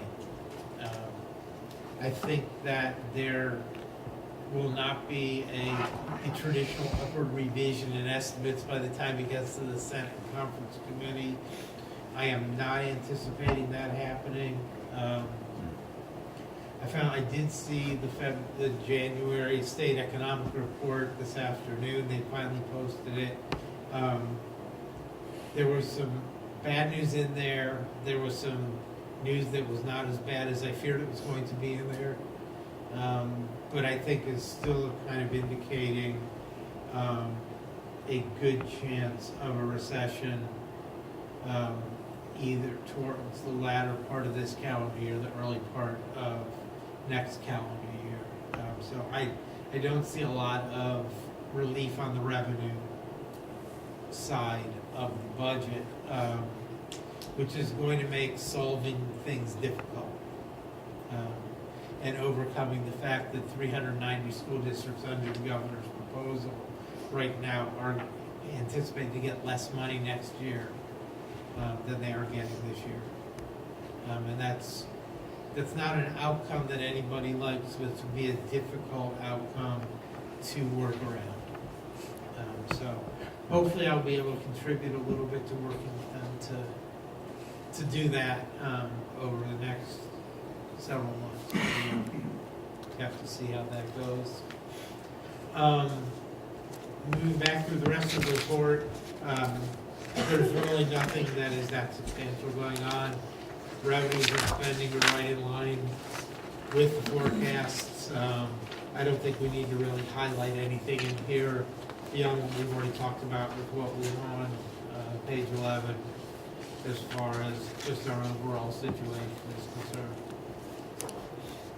Questions? One quick thing you mentioned earlier when you were chatting about staff's decision to go onto our insurance plan. What typically drives those decisions? Are those kind of life changes or things like that? Because those have some financial impact on it. I just don't know what drives those. They can be life changes. It may just, a lot of times in a number of several of these situations, it was a matter that the employees have it on the spouse's insurance, and they make it, they look, when open enrollment comes, they look at our insurance, they look at the spouse's insurance, and, maybe something has changed for them, and they've decided that our insurance is the better path for them at this point. They can do that in open enrollment. They can do that, yeah. But after open enrollment, it has to be a major life change. Right. And they can choose either to cover themselves or their family if their spouse does or doesn't have coverage as well? Yep. So, okay. Yeah. And we had 2 or 3 family plans start up January 1. just obviously boosts the Right. cost a little bit. Of staff who just were on other insurance plans in Who the were past. primarily, mostly have been on spouse, you know, for the family plan, they had probably been on the spouse's plan previously and are now chosen to take our plan. Which that is Yeah. Their choice. right to do. Yes. Any other questions about the finances? No? All right, take the roll, please. Mr. Janine? Aye. Mr. Powell? Aye. Ms. Dees? Mr. Miller? Aye. Dr. Corman? Aye. 12.02 is a renewal for 2 additional years for a contract with Kennedy Cottrell Richards that they prepare our CAFR each year. Thank you. Second? A second. Thank you. No They change. do a great job for us. Again, it's good having a stable relationship because we know what to expect out of them, they know what to expect out of us. They're keeping the price the same for 2 more years that we have been paying for the last few years. So there's no Great. additional cost to the contract beyond what we're paying this year. That's great. Thanks. Any questions about the CAFR? No? Take the roll. And 2 of the 3 primary are residents of the district. Oh. That's too. Kennedy Keep business local? Yep. Or Cottrell Richards are both Right. residents of the district. Like to keep things local when we can? All right, take, Dees? yep. Mr. Janine? Aye. Mr. Miller? Aye. Mr. Powell? Aye. Mr. Powell? Yeah. Oh. Aye. Okay, I threw me off there for a second. One of those sneaks in there every once in a while. Dr. Corman And gets to Dr. vote. Corman. Or did I not? Did I not say that? Oh, Sorry. sorry. Did I didn't hear him call you. But my ears aren't good. I think we're good to go. Confused by It's Dr. all good. Rantel. Andrew voted twice. Oh, look at that. Oh, yeah. So, Yes. it's okay. I'm a yes, Oh, if you're not that's what you need to know. Third item is the renewal for 3 additional years for the contract with Mr. Van Ness. Second.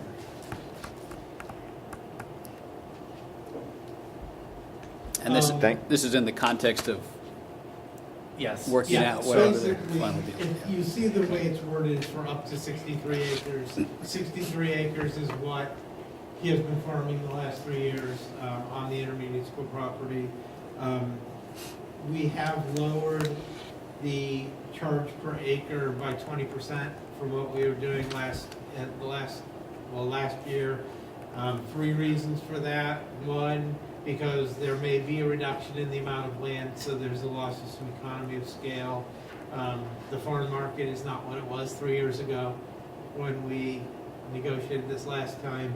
And now, with the change from the Supreme Court ruling last year, we no longer have to pay property tax on that land, so that reduces our costs. Even though most of what we were paying to ourselves because we were the biggest taxer, but part of that we say we do not have to pay the remainder of that. So that's the reason for why we've done the 20% reduction in the cost.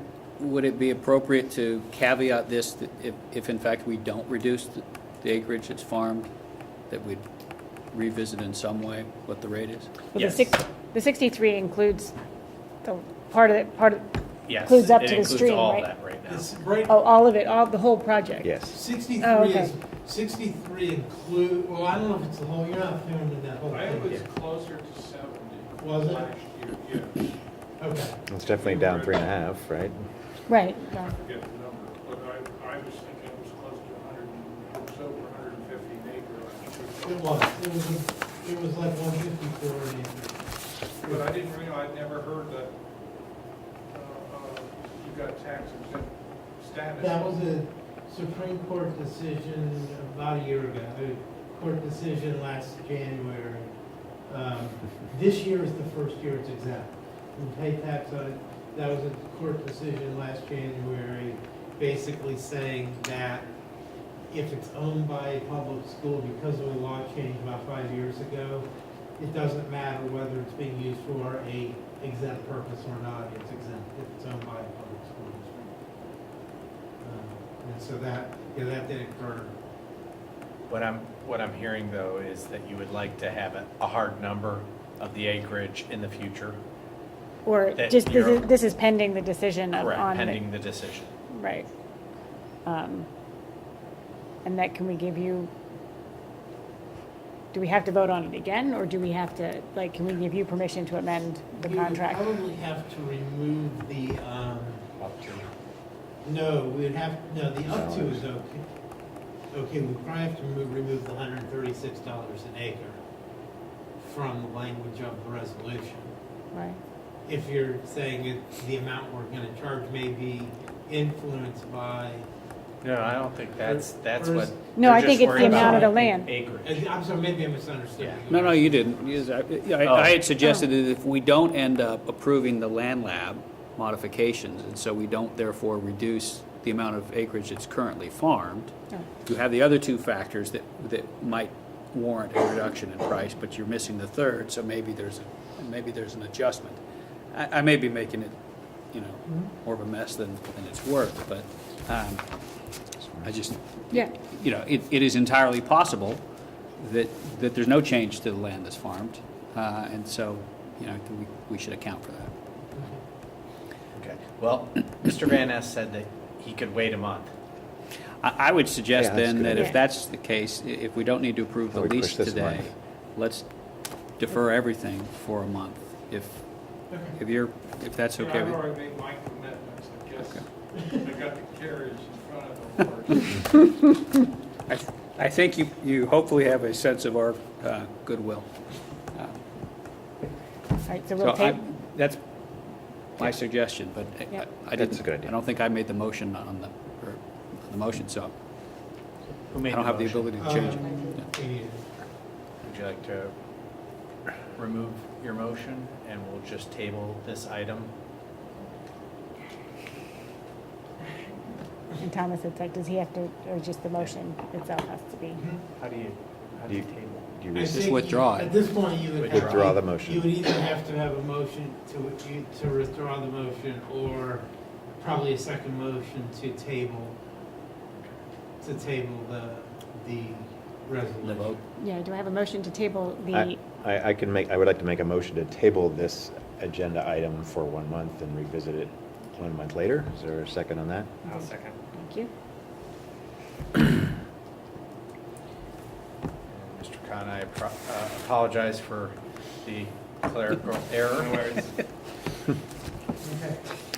So the vote will be on to table the resolution until March. Correct. Okay. You take the roll? Mr. Miller. Aye. Mr. Khan. Right. Mr. Janice. Aye. Ms. Deeds. Dr. Corman. Aye. Okay. Now, I'd like to entertain a motion to enter into executive session to prepare for negotiations or bargaining sessions with public employees concerning their compensation or other terms and conditions of their employment. Second. You have the first. Oh, I thought you were making the motion. No. I will make the Will motion. you entertain the motion? Second. Thank you. Take the roll. Mr. Janice. Aye. Mr. Miller. Aye. Ms. Deeds. Mr. Khan. Dr. Corman. Aye. There will be no action taken after the executive session. And I'm going to invite Ms.